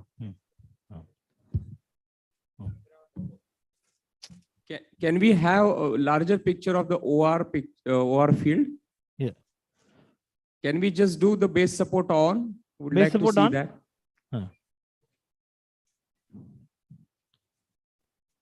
Okay. So now we'll go ahead with connecting the robot to the patient's body. ये दिखाना बेटा अभी. So once actually while doing the base support, the robo literally tilts forward like this, and it is stationed. It cannot move after that. It is docked at that position. Give me one In step that for me. position, this Step arm is connected to both the shank spins which Step are passed देना. through the Stool, distal stool. femur and the upper tibia through these clamps. Give me the now. इकडे बादी. Now, are you able to see the screen and also the OT this thing position now? Yes. So the femur, tibia, robot all are illuminated. Now let me go with the next step. Go to the next, please.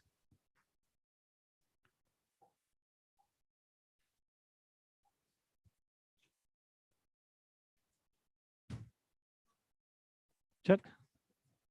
1 second, Adi. Wait. क्या हो गया?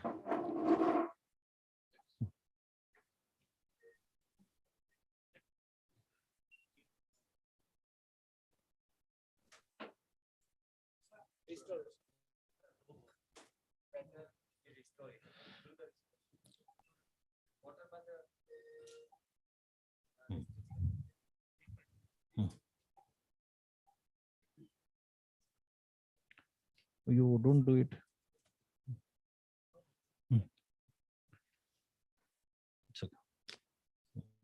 So this is the restoration pose which robo goes into.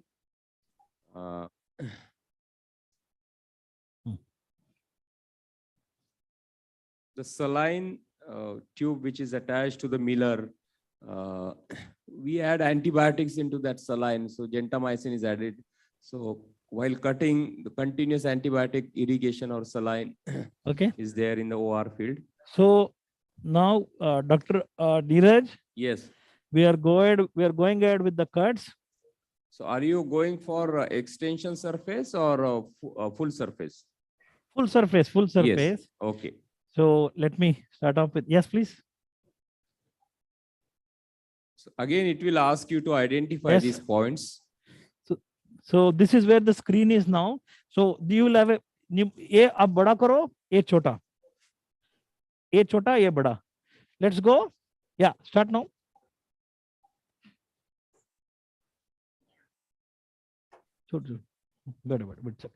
Start now. Give me one. Oh, it's too much. That green surface is what robo is going to resect. Huh? Speed fast. Right hand side window, you can see cutting position or bone movement monitoring. If it exceeds, then the robo will stop. Speed badao, yaar. The Miller has started working, as you can see in that Give me the small saline window in there. the syringe. Why are you stopping? Continue. It's okay, continue.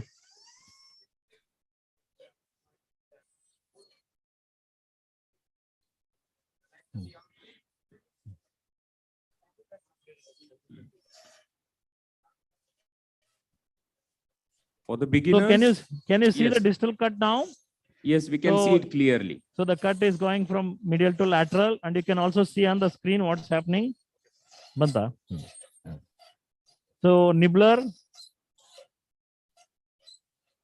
So it always goes from medial to lateral side. So even if in cases where there is tight patella baha, where you are unable to retract the patella or evert the patella, still it is safe. It will not damage the patellar cartilage. Only case the step where the lug holes are made in tight patella cases, so now, we need to retract. Dr. Neeraj, the anterior cut is over. Saline dena beta. Distal cut. Now, sorry, distal cut is over. Now we go for the anterior chamfer and the anterior cut. See, the beauty of this robot is you can change the sequence if you want. If you want to go from distal now, you can go for tibia. Then you can, then you can balance the knee from extension to flexion. If you are not comfortable, you can skip this and go to directly posterior cut. Whichever cut you are comfortable with, you can go. So that is the independency. The most of the active robots which were there before, were not independent. Once you fixed in the CT scan, you have to follow it. But this is the only active robot which is flexible. So flexible, I mean, can you imagine I did distal 2 mm up, I did internal rotation twice, I did flex the component, I did change the tibia. The previous generation active robots which were there, the problem was that you could only distal or proximal tibia, you can change our distal femur, but you are not able to make any changes in terms of rotation, flexing the component, extending the component, varus valgus. See, see somebody like Dr. Hasil, who has a robot in Calicut now. So he is very happy doing something called adjusted mechanical. He wants to do varus in 2 degrees in distal femur, you couple of degree varus in tibia. Sorry to interrupt. Delegate would like to see the bigger picture of OR field and. Please see the bigger picture, beta. A bigger picture. Yes. A wala bigger picture or A wala chota picture. Yeah, yes, done. he has It's done.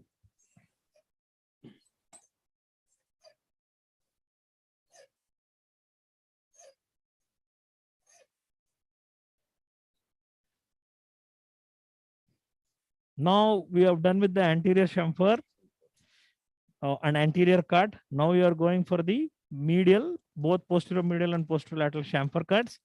Then it goes to the posterior cut. Then it goes for the lug holes and the box cut. Then goes for the tibia. So the active robots with this type of flexibility. See, every system needs flexibility. If there is no flexibility, ultimately the boss is the surgeon. Surgeon decides how the robot has to cut. Surgeon decides what is the stole clip, what is the soft tissue laxity, what is there in the patient, how he has to manage the show. So this, versatility was not there in the previous generation active robots. So now the present generation, this generation active robots, yes, this versatility is there. So what I would like to tell the Curexo team is make it trackerless, something where a surgeon can wear the goggle and map the knee and gets transformed to the computer, so we can avoid that pins at all. That is something which should be a good innovation, and probably have a voice command where there is nobody, but the surgeon's voice can have a command, and also in case in future probably make the machine more lean and thin. So these are the maybe the next innovations which will go. Yes, go ahead. Now we are going for the posterior cut. That's precisely For me, posterior medial. active robotics is while surgery is going on, or robo is performing the surgery, surgeon is explaining all these steps to his colleagues. Because it's taking care of my work a little bit, so I can explain. Yes.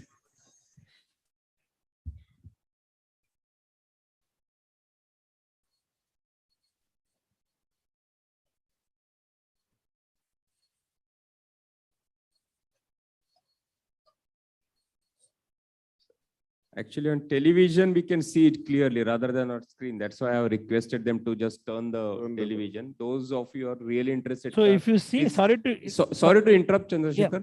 Those of you are really interested, please come and occupy the front chairs so you can see it clearly on this television. The picture quality is much better on this television screen. So now we are going ahead and doing the box cut. Lagols are over. If you see, all the medial cuts are made anterior posterior. All the lateral cuts are made from side to side. This is to avoid the patella tendon and the lateral side. So now you can also see the cut surface on the screen. So we are done with the, if you're a CR surgeon, you can skip this part and go to tibia because you don't have to do the box cut. I think Dr. Sujoy in the morning showed a CR surgery. So I'm a PS guy. So, and then let's not have an argument with the PS versus CR now on the table. So I'm going to go ahead with the PS cut. That debate is going to go on for next couple of centuries. So go ahead now. So now we are going ahead with the box cut, and I interrupted the robot and said stop because I have to remove the osteophytes. It did stop, and it is coming back to the same position where the robot stopped, and it is taking the same cut.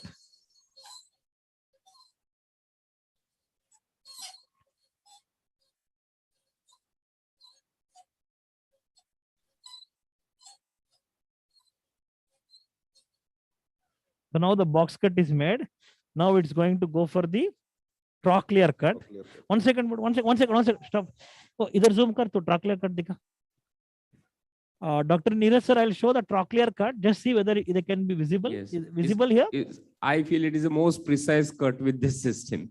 Can I show it now? Can you just zoom in, please? Zoom karo beta. Zoom karo. It's okay, sir. Neeraj sir? Yes, we can. Shall we proceed? Yes. Yeah, go ahead now.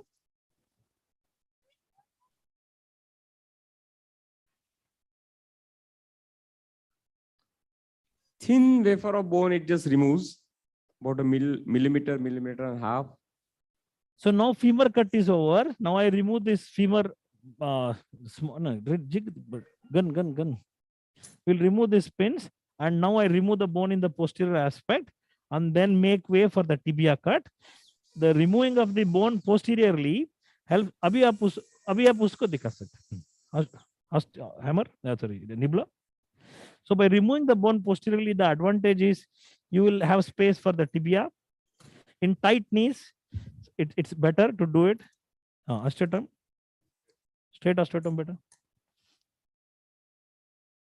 So see, can you see the island of bone which is left, and it has never violated the ligaments actually. So yes. I think Sujoy was telling about about the safety profile. So if you can see this, but ye zoom kar sakte ye. Can you see zoom this? Can Dr. Neeraj, they are able to see the lateral island, bony island? Yes. Yeah, nibbler, please. So the robot, once you mark it on the CT, once you mark on the patient body, never ever it violates the bony boundary. So there is a lot of apprehensions in the surgeons who would like to think it's an active robot. Please do not worry. Until and unless you don't mark a left knee into a right knee, it will never do wrong things. So it is safe. Not that I am a paid consultant from Merrill, but it's definitely ultra safe, no problem. So we are coming out with the data of first 500 knees, which we did without any ligament injuries. We have already put it for publication.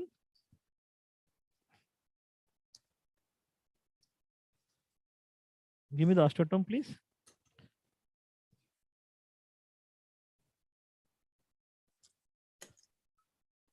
Scoop, yeah. Okay, leave it, no problem. So let's go ahead with the tibial cutting now. Sock down. So.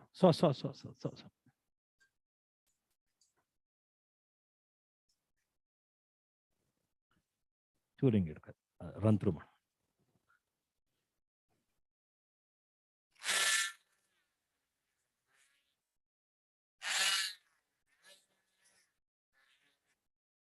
So now we go ahead with the tibial cutting. Now, can I start with the tibia now? Come this side. Yes, please. So 2 points, one more point on the medial side, yes. Medial. One more point on the lateral side, yes. Yeah, start please. Others, Bunny. Adi, come here. Oman. Small. Up, is taraf ana beta.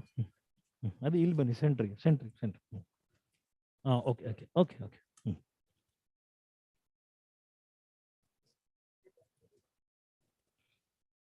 So we are doing the tibial cut now. So we are going from medial to lateral side. So first is medial half of tibia. If you see, it is cut with anterior to posterior.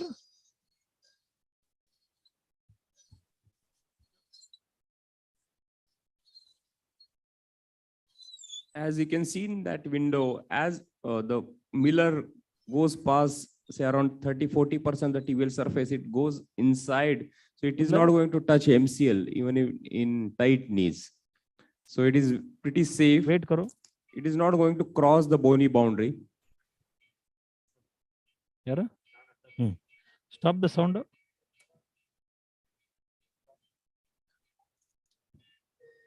Suction. 1-2 minutes. Stop, please, beta.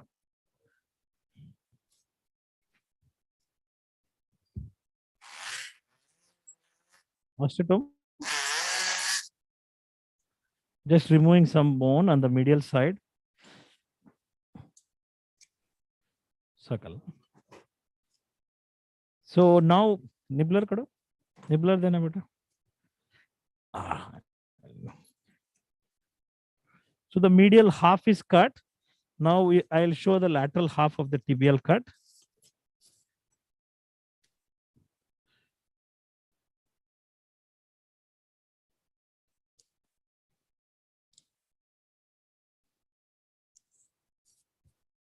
Can we have camera from head end, please? I mean, we are unable to see the tibial surface.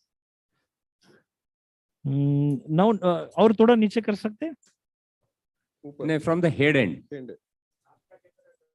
Top view of the tibia. Top view में तो ऐसा आना है, देखो इधर. From the head. Now continue. So now I'm continuing with the lateral half of the tibial cut. Yes, continue. Yeah. I think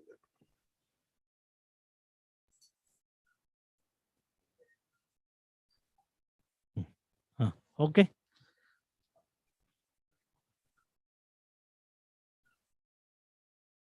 Continue. Yeah. Really better than better.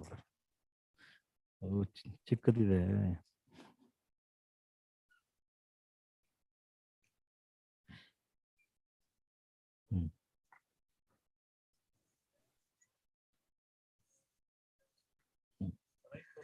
Can you see the lateral half of the cut is made from medial to lateral position? This is to avoid the patella tendon. Okay. Now we are going ahead with the lateral cut. Better.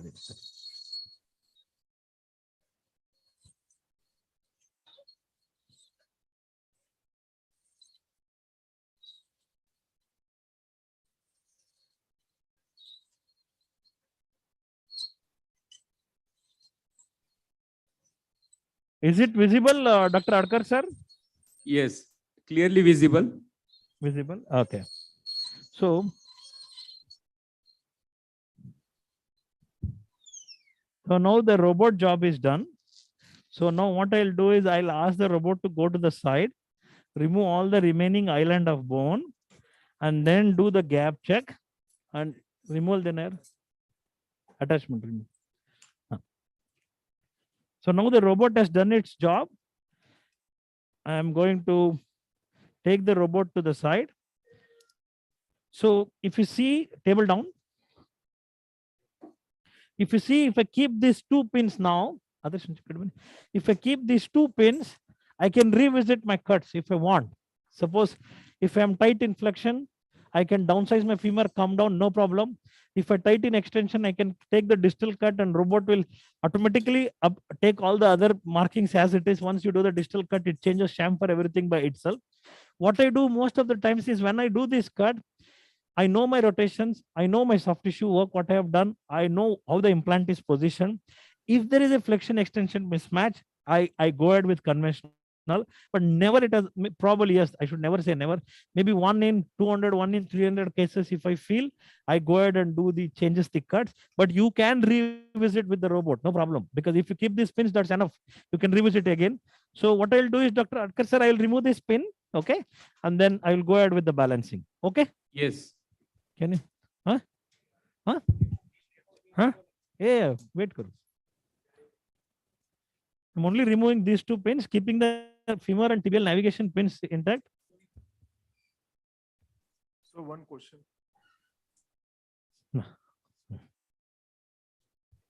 Yes. So I'm only removing the bone movement and the the one which helps in bone movement So monitoring. there is a question from delegate. Yes. Yes. So can we do it in say very tight fixed flexion deformity knees? For the robot, you want 90 degree of flexion, but say if it is not possible and we have to take a tibia cut first. So is it possible in those Yes, cases? you have that option there. So we can have tibia cut first, and then we can have femoral cut later on. In extension also? Yes, the yes. robot can- No, you can balance the knee in Not all in three extension. options. You can balance the knee in all 3 times. Extension to flexion, flexion to extension, full resection, balancing. Up to you. You can choose whichever pathway. At least you should have a 90 degrees of flexion while operating on robot. Because this is what position it takes, while cutting. Sheet देना है. Gets an angle, perfect angles to Knife cut, देना बेटा. especially the जल्दी posterior knife देना. condyle and the proximal tibia. Knife देना जल्दी.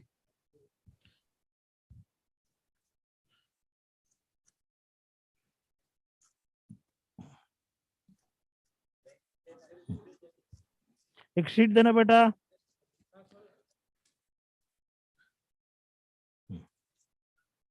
Yeah, एक sheet देना बेटा. I have kept the femur and tibial trackers as it is. So once I do the balancing, I will see how I have any releases or anything. Accordingly, I'll take a call. Sure. Yeah. Now give me Homans, please. Split Oman.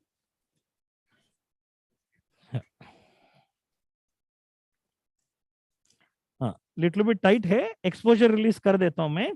I will only do the exposure release now to subluxate the tibia better.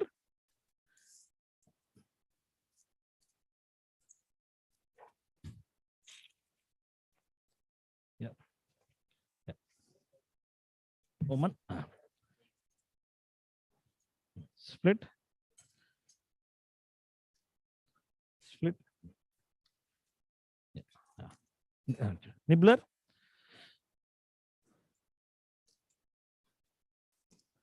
Suction. Can you show this? Gospice देना बेटा. Gospice. Mop दे. हाँ. Is somebody can see the island of bone which is left at the back? Yes, we can see it clearly. We can see. So this is, I have intentionally left. saw देना बेटा. इधर देखना भाई. So I'm going to take out the remaining bone. If it,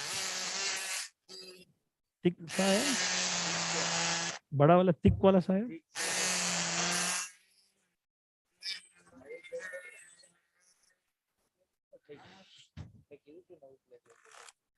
New blade available.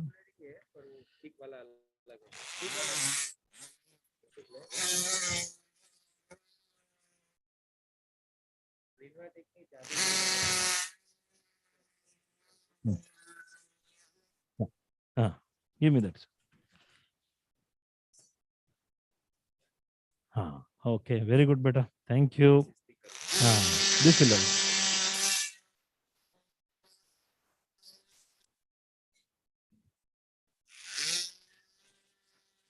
Any questions from delegates? I know it is just before the lunch and I can understand, but still, if you have any questions, Dr. Chandrasekhar or all of us, will be happy to answer. So as you could see, I mean, it is the system is absolutely user friendly, and from our own experience, first 8-10 cases, that's the learning curve. After that, absolutely, it is consistent and reproducible results you get with the system. But having said that, all your basics should be clear. You should be well versed with total. Give me the sizing. Replacement. Yes, yes, please. Should be okay. Sir, if Can you you- are can you using see the surface saw now? in freehand, so Yes. what is the role of robo here? So that, saw is to take out the posterior rim of the tibia, not the complete cut. 95% cut is done by the robo. And then you can You validate your you cut have again. option of nibbling it out also. Nibbling, and also you can And, validate your cut, no the problem. the keel placement of the keel. That option is also there. That option With is pins then. It is individual choice. What he is doing in the freehand. Yeah. Yes, with the conventional way. Okay.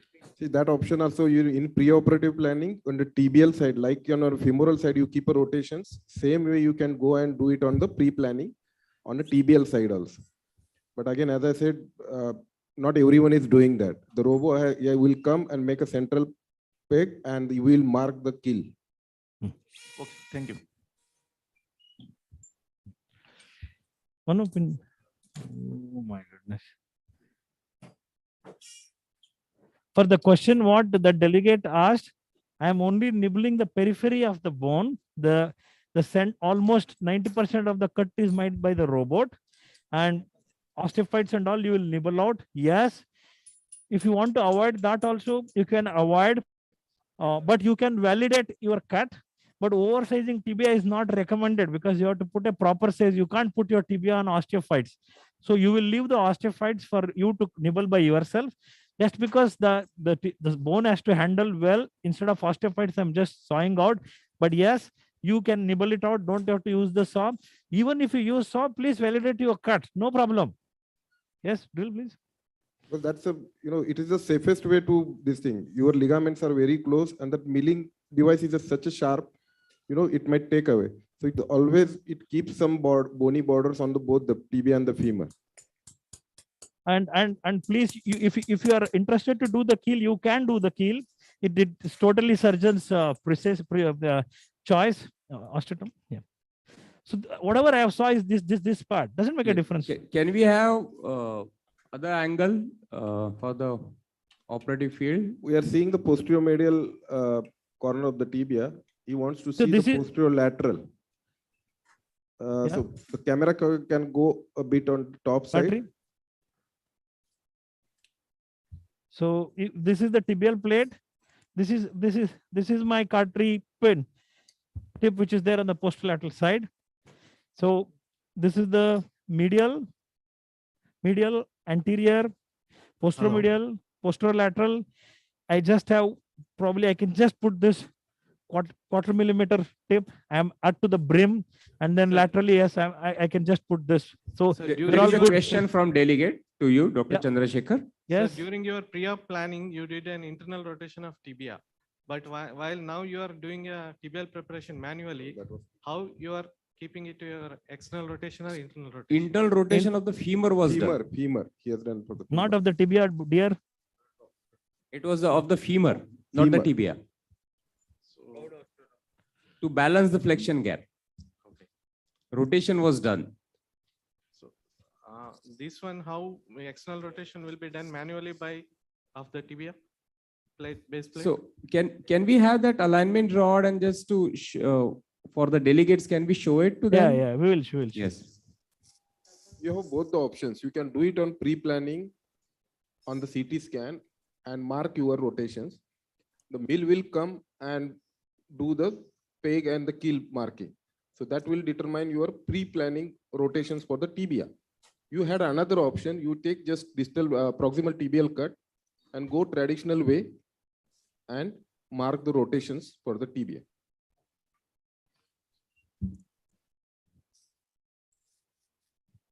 Also, we can, so before going for the final implantation, we can check the gaps.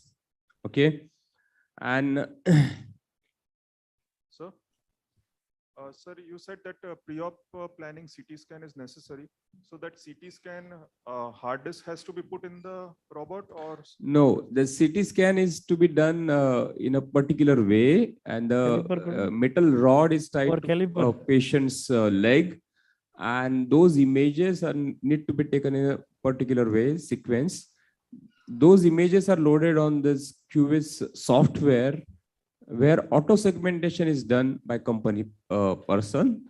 Sometimes manual segmentation is required, which takes around 30-45 minutes. Once you have those images with you, as a surgeon, you identify all these bony landmarks like center of the femoral head, epicondyle, center of the condyle, ankle, and that's how the pre-op planning is done. Can you show this better? So sir, that CT You scan show has this to be done from this side. in our So this is the hospital or caliper which I am using. Anywhere, wherever is convenient for the patient. Can you But see this you need to extension gap train now? those technicians first. There are only 4 or 5 guidelines which company use. There is one rod which has to Can be you see the extension now? Gaps? Yes, we can. If you can see the extension gap here with the caliper and on the screen. Can we see the screen, please? picture in picture. And can we see the gaps, extension as well as flexion gap? Almost there? it's about, check please. The milling system, does it take off the soft tissue as well? As in, do you need to take off the meniscus and ACL initially, or does the milling system will take off all that along with the bone cuts? Meniscus, No, so that's ACL, a good or question. if you're a PS surgeon, then you PCL, you just release from the notch. And the meniscus? Meniscus, you can keep it and you can take it out after the bone cuts are over. How is that the milling goes below the meniscus? You retract with those pins. On the medial side, when you put the pin for the proximal tibia, the meniscus just goes out of the operative field. Check please. With that pin. And if required, we can just resect the anterior half of the meniscus. We don't need to take it out, because before bone cuts, if you try to take the meniscus out, it is impossible first, and it takes a lot of time. It takes a lot of time. So it is not necessary. So this is the flexion cut. This is the flexion and extension balancing now. Yes. Give me the injection. So now I'll go ahead with the trial most implanting. Of the Dr. conferences, we use an external camera. I use a head camera mounted on my head. Yes. And you can directly this thing. That should have been a good option. Better vision. Exactly. Yes. Yeah, that should have been a good option. Injection? Or camera in the operative. I use a GoPro. I use a GoPro on my head. Yes. You get the Give me the live trial, streaming and a better view. The Trial surgeon's point of view you get. Yes. Trial Can we have yes, so we can see the gap here 8. Nibbler? Extension, medial, extension, lateral.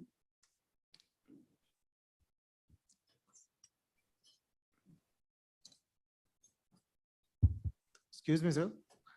Sir, has it ever happened like in trial conventional ठीक है, TKS, Paulina. sometimes when we do nibble out the bony No, okay, spurs, punch हो गया, trial femur automatic ठीक है, simultaneous थोड़ा बहुत release हो जाता है medially. Has it ever happened post milling when you nibble out the From this edges, side. which the robot does leave it for us to nibble out?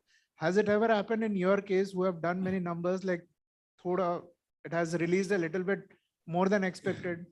Check. It's a very good question. So while nibbling the edges, it will never happen. When you take out the posterior osteophytes or the rat underneath the MCL, the small osteophyte underneath the MCL, so you expect a millimeter or 2 millimeter of opening post osteophyte removal. So in pre-op planning or while doing gap check also, you think about it. And if on CT, if you see too many osteophytes posteriorly or on the medial side, then he can, during the pre-cutting gap check also, you can keep medial side slightly tight as compared to the lateral side. And that will help you to balance it properly post-resection. So in these cases, are we supposed to ignore those spurs like? No, don't ignore. I mean, so, huge osteophytes are there backside. So expect millimeter or two, opening out post osteophyte resection. So plan your gap check accordingly. Yes, so sir. this is the joint now for you. Absolutely beautiful. So This is the can we joint have now for you. the screen? So you got a flexion Computer of screen? almost 155 picture of degrees. 155 degrees of flexion. Okay. And patella is rock solid if you see. And for your information, I internally rotated the femur couple of degrees. For PCA, I was only 1.2 degrees. So this we is are the beauty unable of to- rotational alignment. So video not we are only- not able to see. Can we have इसको computer दिखा ना, screen, please? Screen दिखा ना बेटा. दिखा रहे? Yes. So As you if you can see the screen the now, down. so I internally rotated the femur to couple of degrees. For trans-epicondylar axis, I was 2 degree internal rotated. For PCA, I was only 1.2 degree external rotated. So my medial side, clinically, flexion medial was lax. So even after interrotating, my patella tracking is good. Number one. Number two, I'm not bothered about the patella tracking because most of the companies have good trochlear groove. The patella may track well. By having a rotational malalignment, you will have ligamental problem. For example, for an internal rotation, I make external rotation. I will have tightness on the medial side. If I internal rotate, I will tightness on the lateral LCL side. So rotational malalignment is as important as coronal and as important as sagittal alignment. So what we miss is coronal all studies, sagittal all studies, but it is the rotational alignment. For me, the CT scan is one of the best because navigation system definitely gives very good coronal alignment, but sagittal and when it comes to rotational alignment, CT is best. To the delegate who asked me the question, please, you can do the tibia by yourself with the keel by the robot. You don't have to do by yourself manually. That is also a very additional boost. But I'm used to this. I'm doing, but it's not that hard and fast. You shouldn't do the tibial keel by the robot. You can do, please. There are many. Can you show us the patella tracking, please? Yeah. We have seen this computer screen. Maybe we can close that window now. Computer screen. Oh, come karo. Yeah. Yes. Can we just see the patella tracking, please? Yeah. Did you see, sir? Yes. Can we just zoom in from the head and side top camera? We can see the patella tracking. See, can you see? I am not able to dislocate the patella out. Can you see? That's good. So maybe it is an unkilled tibia, trial tibia. Once I do the normal tibia, I think it will track even better because the tibia is coming. Looks good for me. It's nicely sitting. Yeah. Can I go ahead with the cementing? Yes. Proceed, please. And did you see these numbers again on the screen? It's okay. No, 10, we are 10, happy 10 is with not those so- numbers. It's not that always you should get 10, 9, 9, 10, 10, 11. Yes. It's fine. Doesn't make a difference in the overall outcome. But yes, if So you I get, think it's a delicacy. you can proceed with cementing and then we can sign off from here. And, Yes. Excellent demonstration, Dr. Chandrasekhar, Dr. Sutaria, Dr. Adarsh Babu. Thanks for the excellent demonstration. Thank you. And everyone has enjoyed this.